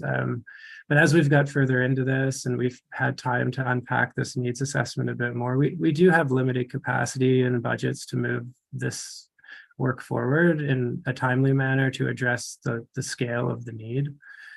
So a lot of this is really trying to rationalize how to move forward in a timely manner with additional support and looking at some of the proven strategies to bring more supply online. So our current housing stock is about 2,400 units. Again, our annual rate of construction is 25 units per year. So a lot of the application is really based in crunching some really basic numbers. Single detached housing is not part of this fund. But we're just showing that over the 3-year period of the funding window, we would estimate there would probably be 10 new single detached dwellings. Most of what we're talking about is in the missing middle. That is everything from a 2-unit up to a 4-story apartment building. And then we're accounting for some level of affordable units being brought online. So what they're looking at when they're evaluating this is, and sorry, I just can't see the side of my slide here, is how much above the status quo are you going to produce if you are supported with the Housing Accelerator Fund? So we're estimating a number of 45 units above the 75 total. So I'll get into how this translates into actual dollars. So there is a baseline amount of $20,000, and most of our units also include a top-up amount. Some of those units are being assumed to be affordable. So you're quite quickly pushing fairly high numbers for certainly for the average person when we're talking about supporting projects. So this is right now what we have in the portal in the draft application is somewhere between $1.5 and $1.8 million. And I'll just go in a little bit to how this fund can be used. So the fund is dispersed over 4 years, so 25% an initial payment right away, and then in the subsequent 3 years. So the focus of this is really around an action plan, which I'm going to go through, but there's also broader categories that the fund can be used for. So investments in affordable housing, investments in housing related infrastructure. So that list is quite long. And investments in community related infrastructure that support housing. Again, many investments can fall into this. I will say that I did spend some time speaking with CMHC representatives and trying to tailor a application completely around a capital project. So trying to supplement our existing capital fund, which has a long list of projects, obviously, that we debate each year. And so trying to create a fund coming out of this for a specific project, that was really not the intent of this fund. And we were really sort of walked back off that. So what I'm presenting here is really something that we've been coached through by representatives from CMHC. So the key component that they really want to see happen is us developing an action plan and trying to detail 5 at minimum. We started with 12. We're down. I'm going to present 6 here. In their words, systematic and transformational actions that will increase housing supply now into the future. So we've been working with CMHC, as I said, and this has taken up a lot of our time over the last few weeks. We will check in with them one more time if we're supported to move forward today. So I just want to reiterate that a lot of the language that we're using in here are sort of from the application guide. There's substantial material, if any of you have dug through the website, around application guidance. And there are what I'm calling proven strategies that they're really pushing municipalities toward. I don't know if people saw in the media, but the province did come back to HRM with their application with some suggestions of different ways outside of how they were suggesting to tweak their application to bring more supply online. So each initiative needs to have a timeline, how it will increase housing supply and expected outcomes and costs. The main objectives that we're working towards, I've said the word supply many times, so it is around creating housing supply at an accelerated pace. And the other aspect is around enhancing certainty in the approvals and building process. While supporting, I won't read all of these initiatives, but these read like our municipal plan. These are a lot of planning principles that many communities are striving for, a lot of aspirational pieces here. So certainly the fund is trying to also support the goals of communities, complete communities, inclusive, low carbon, climate resilient.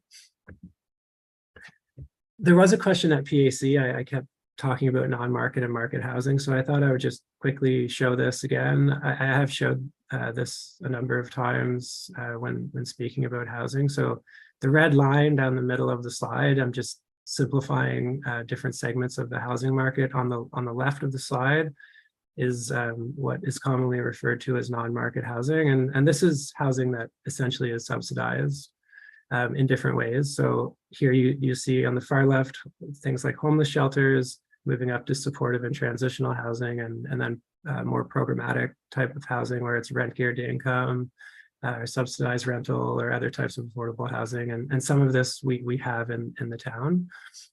Moving to the right of that are market rentals, starter and mid-market homes, and high-end housing. I think that's fairly self-evident, and people would be familiar with that. That's the bulk of the housing market in many communities.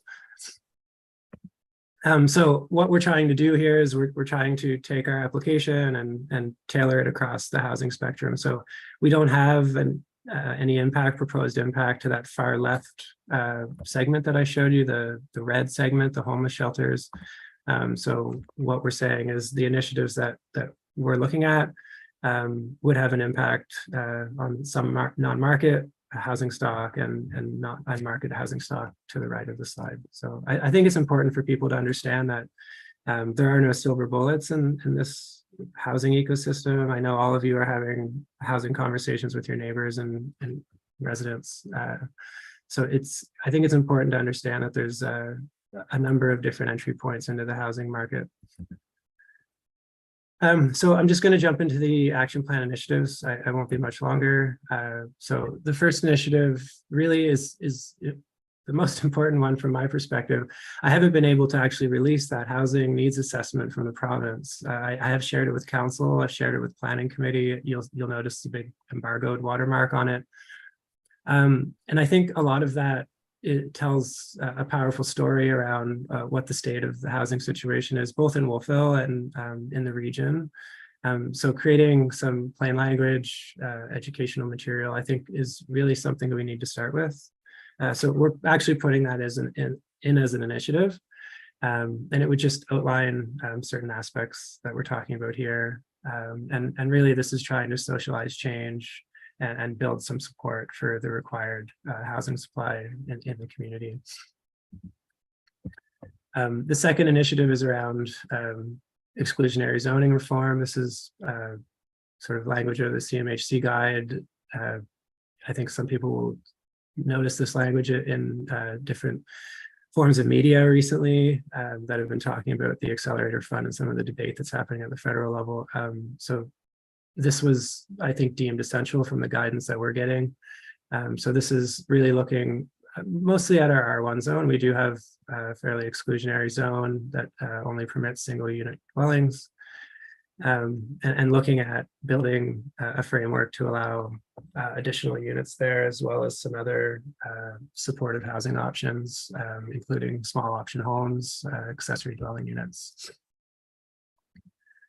The third initiative that we're talking about we had 12 initiatives, and I've bundled a number of them in this. I think this is a good piece of work that we can package for a land use planning type consultant or a temporary staff person to really dig into. And this is to look at some of the discretionary or political approvals that we have in the form of development agreements. Certainly, we've made some strides in that, moving into 2020 and adopting our new plan.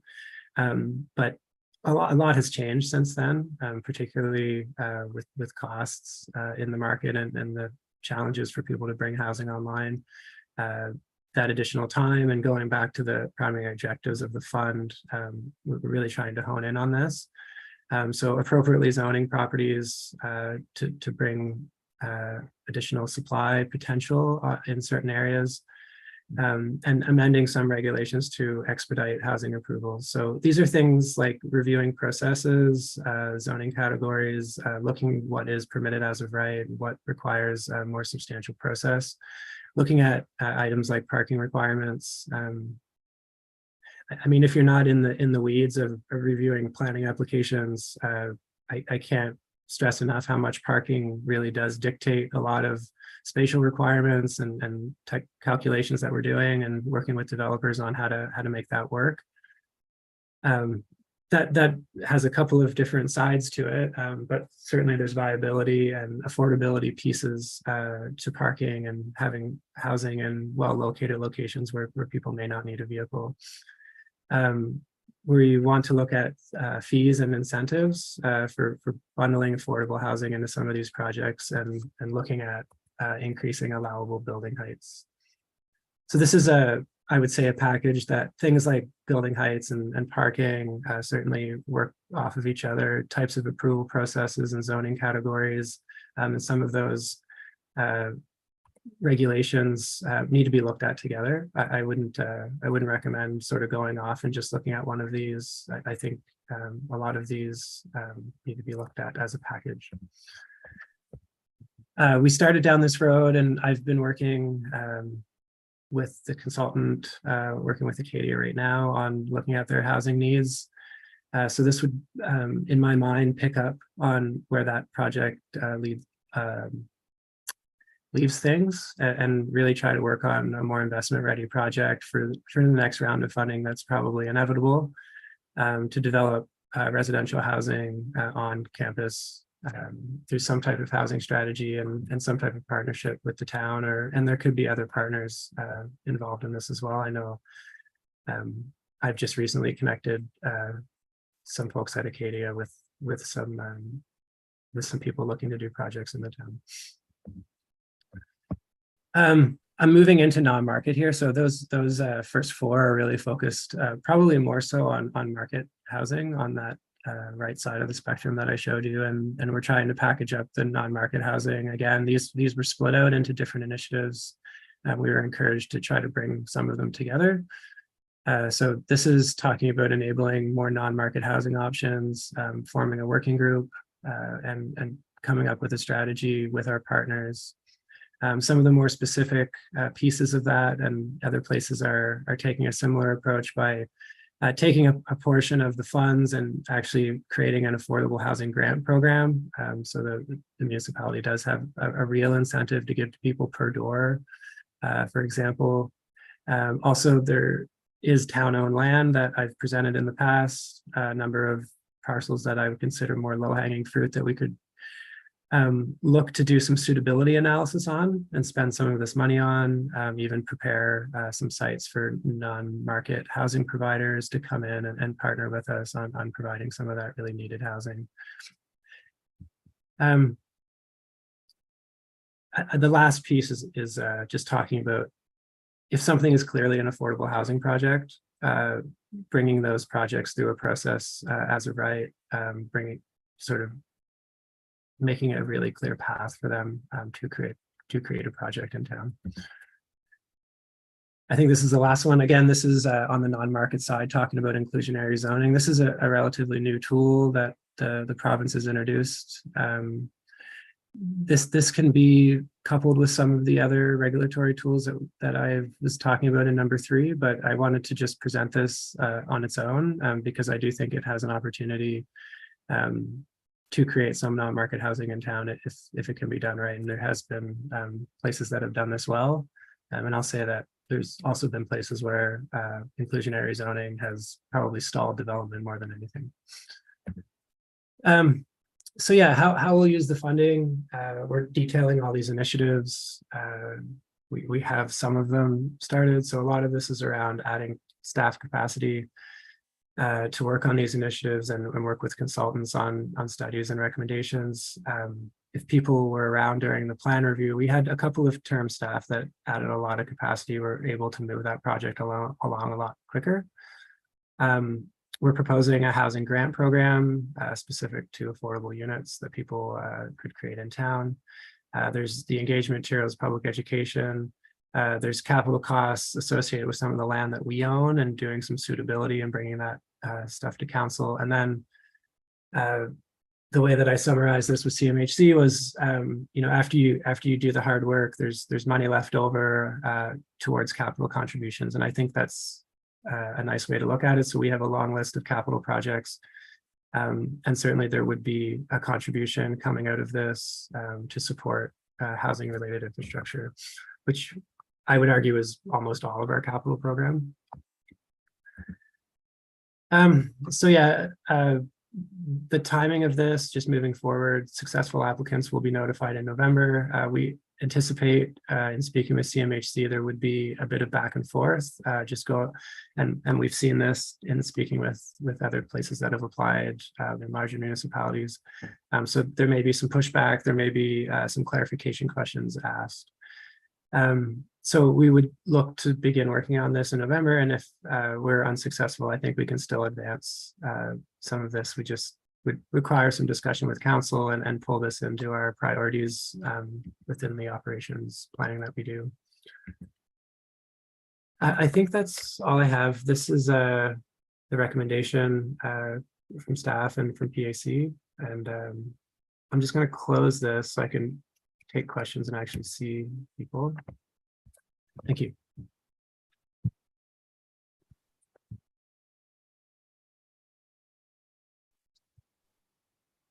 Thank you, Director Lake. Questions for Director Lake? Councillor McKay. Thank you. Thanks, Director Lake. Just a couple of questions. So this work is to gather the information to inform any policy changes. It is at this point not to change any of the policies that you in our MPS that you listed on those slides.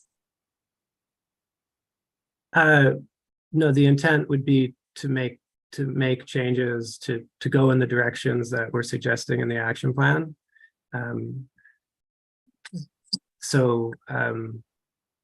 Yeah, so there may be reasons that we don't do it. Because I don't want to forego the conclusion of how some of this stuff will play out. But yeah, I think the assumption should be that we're going to at least move forward with making some of these changes or try to make these changes.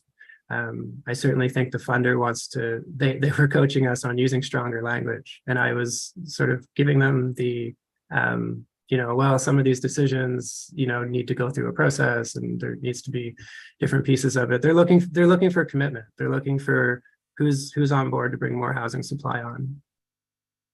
Okay, so can you tell me inclusionary zoning? What do you mean by that? And then the second one would be, so one was an absolute change to the R1, so that would be a big policy change within our realm. Not saying that is going to be the outcome, but this is going to be the work to lead in that direction. Is that the? Absolutely. Yeah. So inclusionary zoning comes in a couple different forms. It could be if you're building a project of a certain scale, a certain percentage of it must be affordable, and you would, we would have the opportunity, and we need to do this. There's a lot of different definitions of what affordability means, particularly in the current market. So often what we're doing is, if something is supported by Housing Nova Scotia, if something is supported by CMHC, those are falling into affordable categories. It certainly can be argued that some of the price points that those are coming in at aren't affordable. Yeah, some of the other tools that are used in other places around density bonusing. So you will get more units if you include this inclusionary piece. So it's very specific around affordability. I'm just hesitant to go down a road of height and R1 without engagement. So not saying I don't want to do the work, just saying I'm not sure. I'm not sure what everybody else's feeling is, but I'm not sure that I would be willing to commit to that, knowing that we haven't done any engagement on those two topics at this time.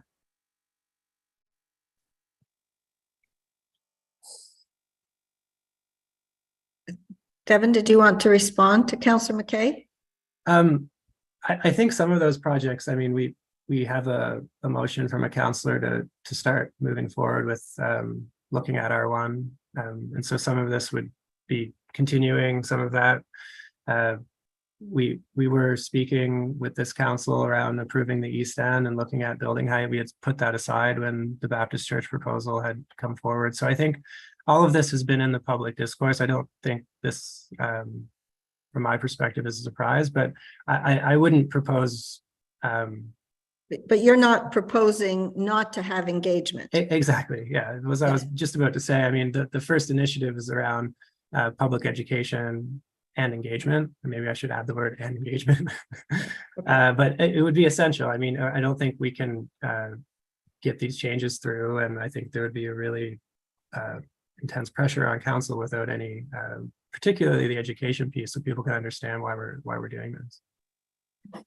And if we were successful with this, would we hit the ground running in November? Are you going to post that position so that you can start the hiring process in case we are successful, so that you can move quicker?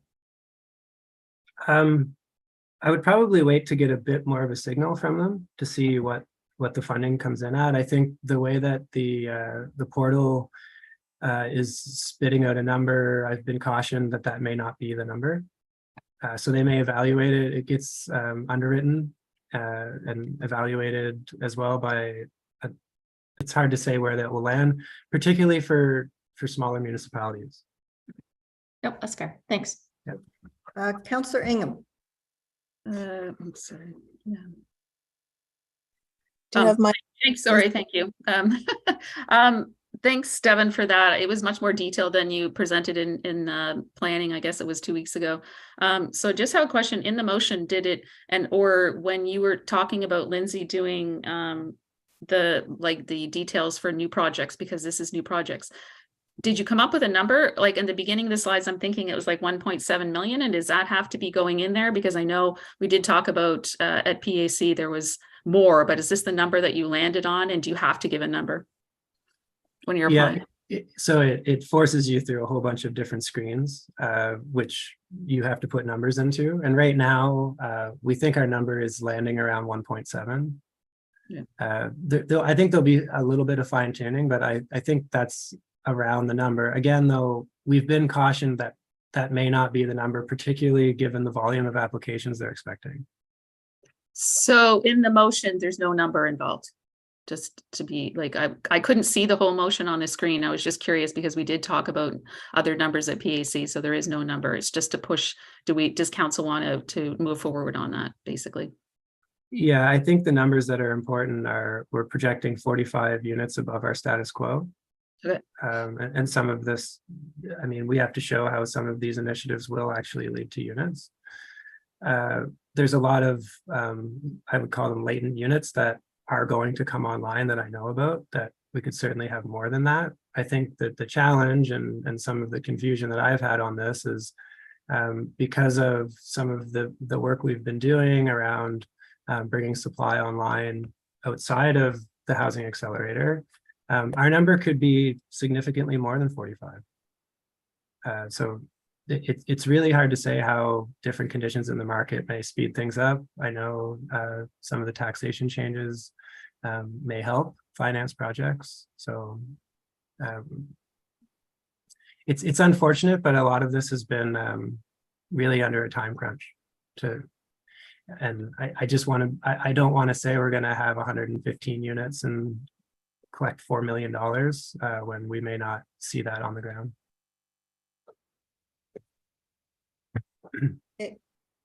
Good, Jen.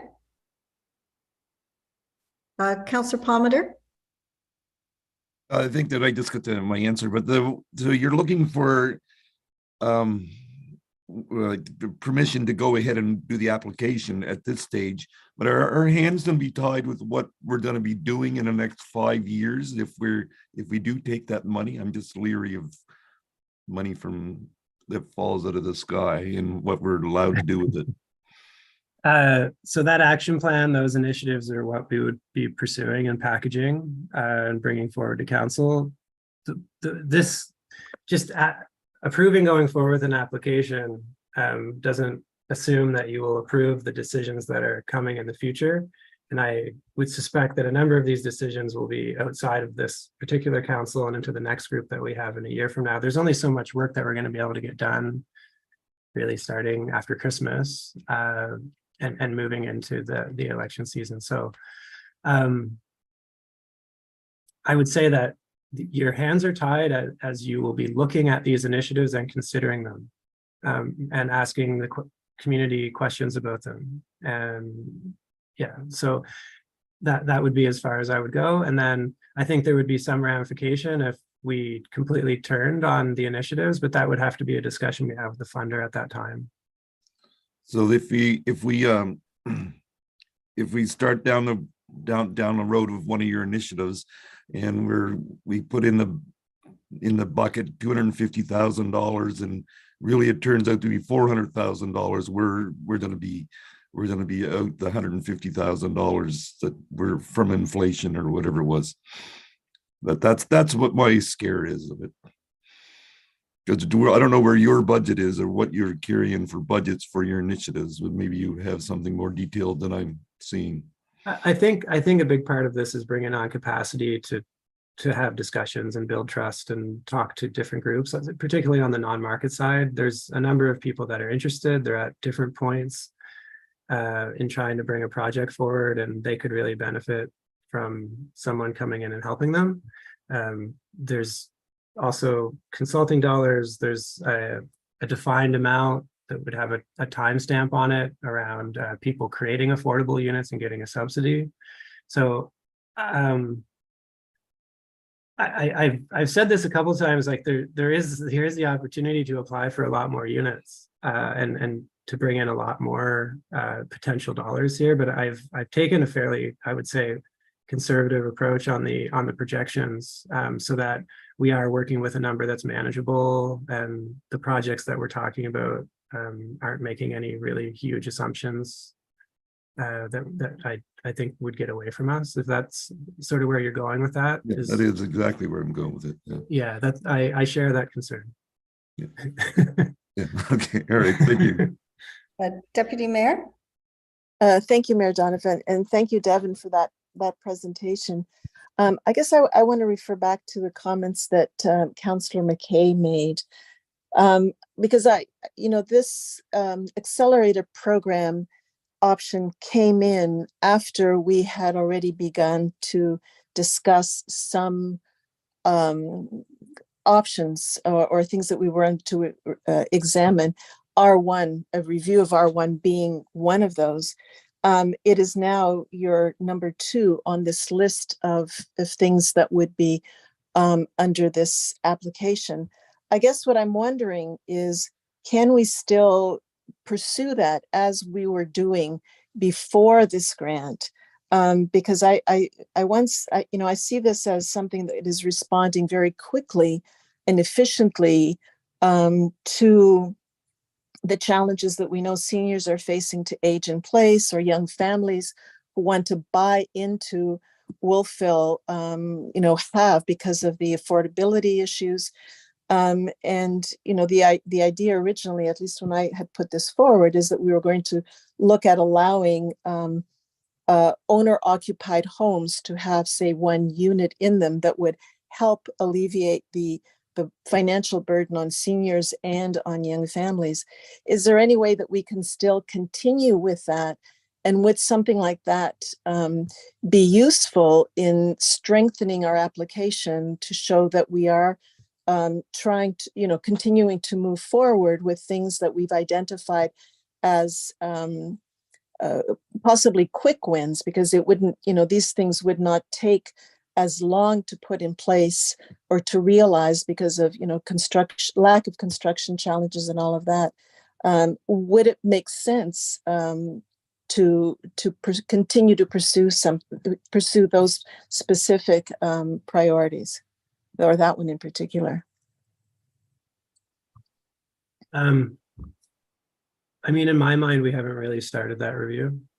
I mean, it's been very, I would say we initiated it. I've had many other things that have taken precedence over that recently, for better or worse. So that's why we would encourage you to leave it in here.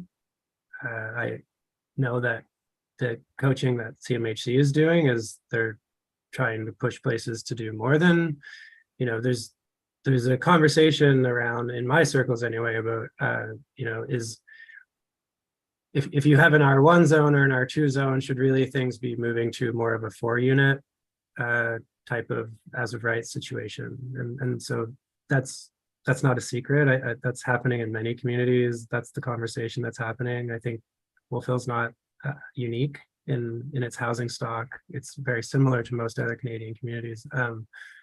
So I think the conversation needs to be had. I'm not making any assumptions here. I understand the issue. I've been involved in a lot of discussions around it. I know the sensitivities, but I think our application would be really lacking if we didn't look at that. It's probably the most obvious change that can be made. So I'm not suggesting we pull it out of the application at all.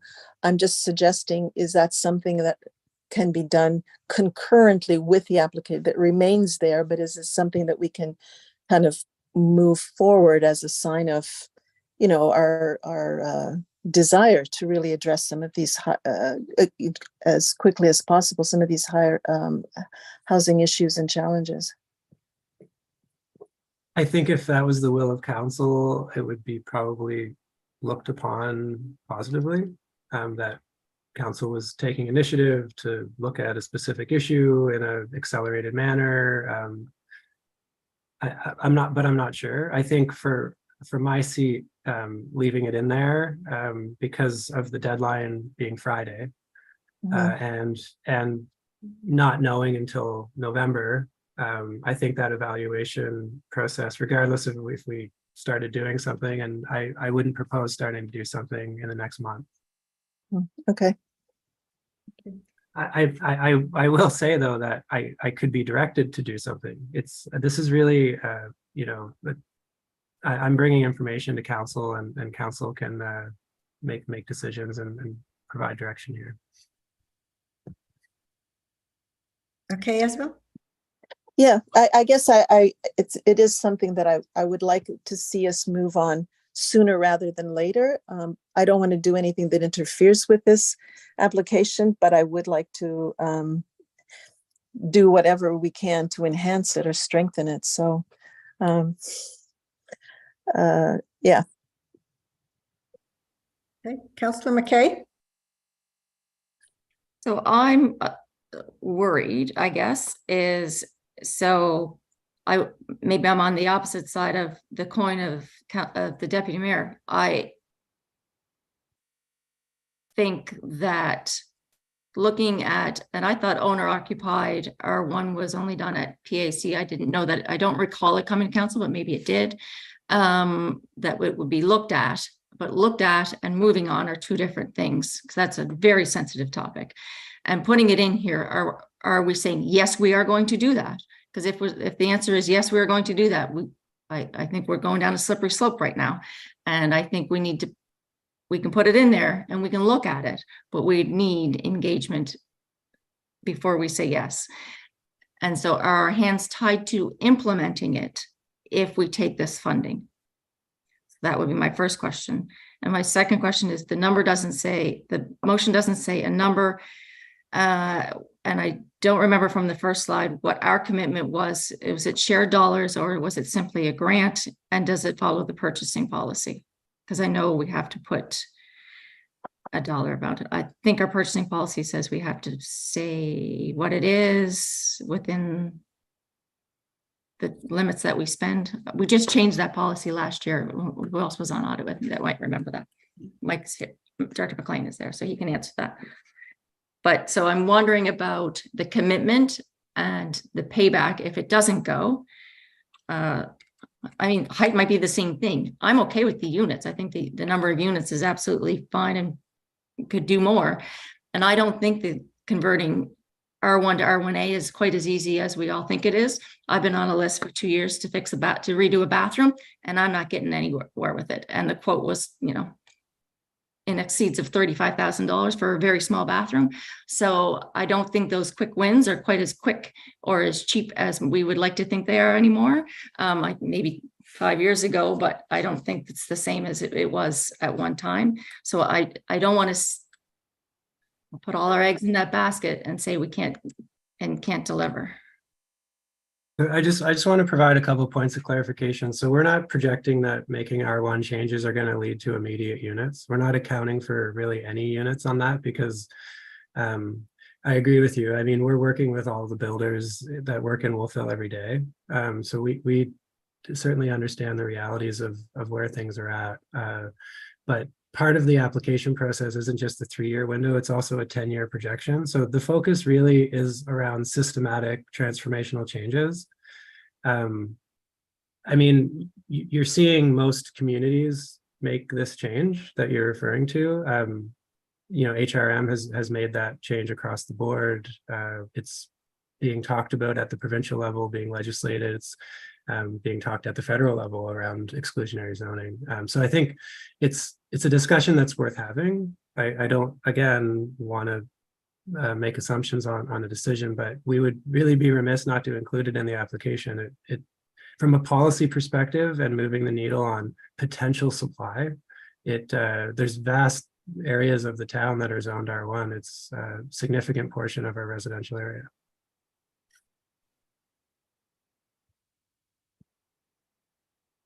I just thought I'd pop in case there wanted the procurement thing. And I may be misunderstanding your point, Councilor McKay, but I'll answer what I think the question was. And if I'm wrong, just steer me back. In terms of procurement on this particular issue, what we had ensured that was in the procurement policy that last go around as it related to grants was the signing authority for any level of grant application had to follow the thresholds that each level of the organization can buy goods, if I could say it that way. So this is already in the ballpark, as Devin's laid out, that would likely require the CAO's signature beyond the department heads. Then the specific components of the resources that Devin's talking about, if it's staff, then that's a different issue than a procurement of a consulting service. I would suggest that would be, once applied for and the grants coming in, those components would then follow the policies that we have in place. And alternative procurement may apply to some of it due to the time sensitive nature of the matter, but the policy itself would apply to whichever components Devin's looking at. I think that's a fair way to say it. And Devin, if I missed the boat from your angle, okay. Thank you. Nope, Okay. appreciate it. Yep. Okay. I can Councillor go off Ingham, screen. Councillor Ingham, and then the deputy mayor. Yeah, no, my understanding on putting it in the accelerator application was for, I mean, we did, council did pass a motion for staff to come back with a report to look on it. So my understanding of putting in there is so staff can actually have the time to have a report to look on it. So there's no expectations for council to go either way on it right now. It's for staff to be able to work on it. Am I correct, Devin?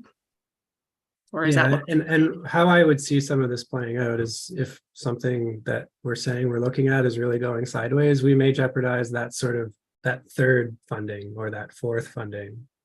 I don't see there being a clawback on work that is carried out in good faith and trying to make these changes. I think that when we're reporting on how it's going, and if it's going really badly, I think that's when we'd have to circle around and have a discussion. Yeah. Okay. Thank you. Deputy Mayor? No, Devin just answered my question. Thank you. Other comments? Councillor Elliott? Thank you. I see this, Devin, as kind of like a shopping cart with various, not products, but options that we pursue as a community as much as we are able. And some of them will work and some of them won't work, but we can't just do one project. We have to try and work on several fronts at the same time. And I read the Globe and Mail every day, and I see that that's what, that's what Vancouver's doing. That's what Toronto's doing. And it has to filter down to smaller places. Is that the right vision? Yeah, I mean, the structure of the fund, it doesn't allow you to just do one initiative. You need at least 5. And so you're spot on. So get out your shopping cart. Okay. We just need to keep the discussions going for people like Councillor McKay, who doesn't get to sit around the PAC table and hear the options as they're fresh. We just need to keep talking about it, I think, to be fair. Are we ready to put a motion on the floor? And we don't have that motion in front of us, Devin, so you would need to, I guess, this is kind of planning, so maybe the deputy mayor would. Do you have it? I have it. Is it, was the question answered that Councillor McKay presented about it being amended at all with amounts or, as per RFD 0402023, anything like that? Or is it just as is? Devin, could you is someone able to put the motion up so everyone can see it? I think it was okay, Councillor Butler, as per Director McLean's explanation. Okay. So could I move? Yes, Yep. if you would. Go ahead. I would move that council direct staff to submit an application to the Housing Accelerator Fund. Thank you. And a seconder, please. Councillor Ingham, are there any other questions or comments from council? We're ready for the question. And this is just a regular one. If you like it, put your hand up first. All those in favor of the motion as read, please indicate by saying aye. Aye. Opposed? The ayes have it. Okay. Thank you. Now we have a motion to, could we have a motion to go in camera under the Municipal Government Act? I'd like to move that. So moved. Councillor Ingham. I should then finish reading. Do you have the motion there, Jen? No. You should read it for the record. Does someone have the motion in front of them? I can read it. Please, thank you. I would move that the regular meeting be adjourned to an in-camera meeting. Under section 22. I don't have that. Okay, under Personnel. Okay, thank you. We're dealing with personnel. Okay. Seconder? I'll second it. Thank you, Deputy Mayor. All those in favor, please indicate by saying aye. Aye. Opposed? All right, we're in camera and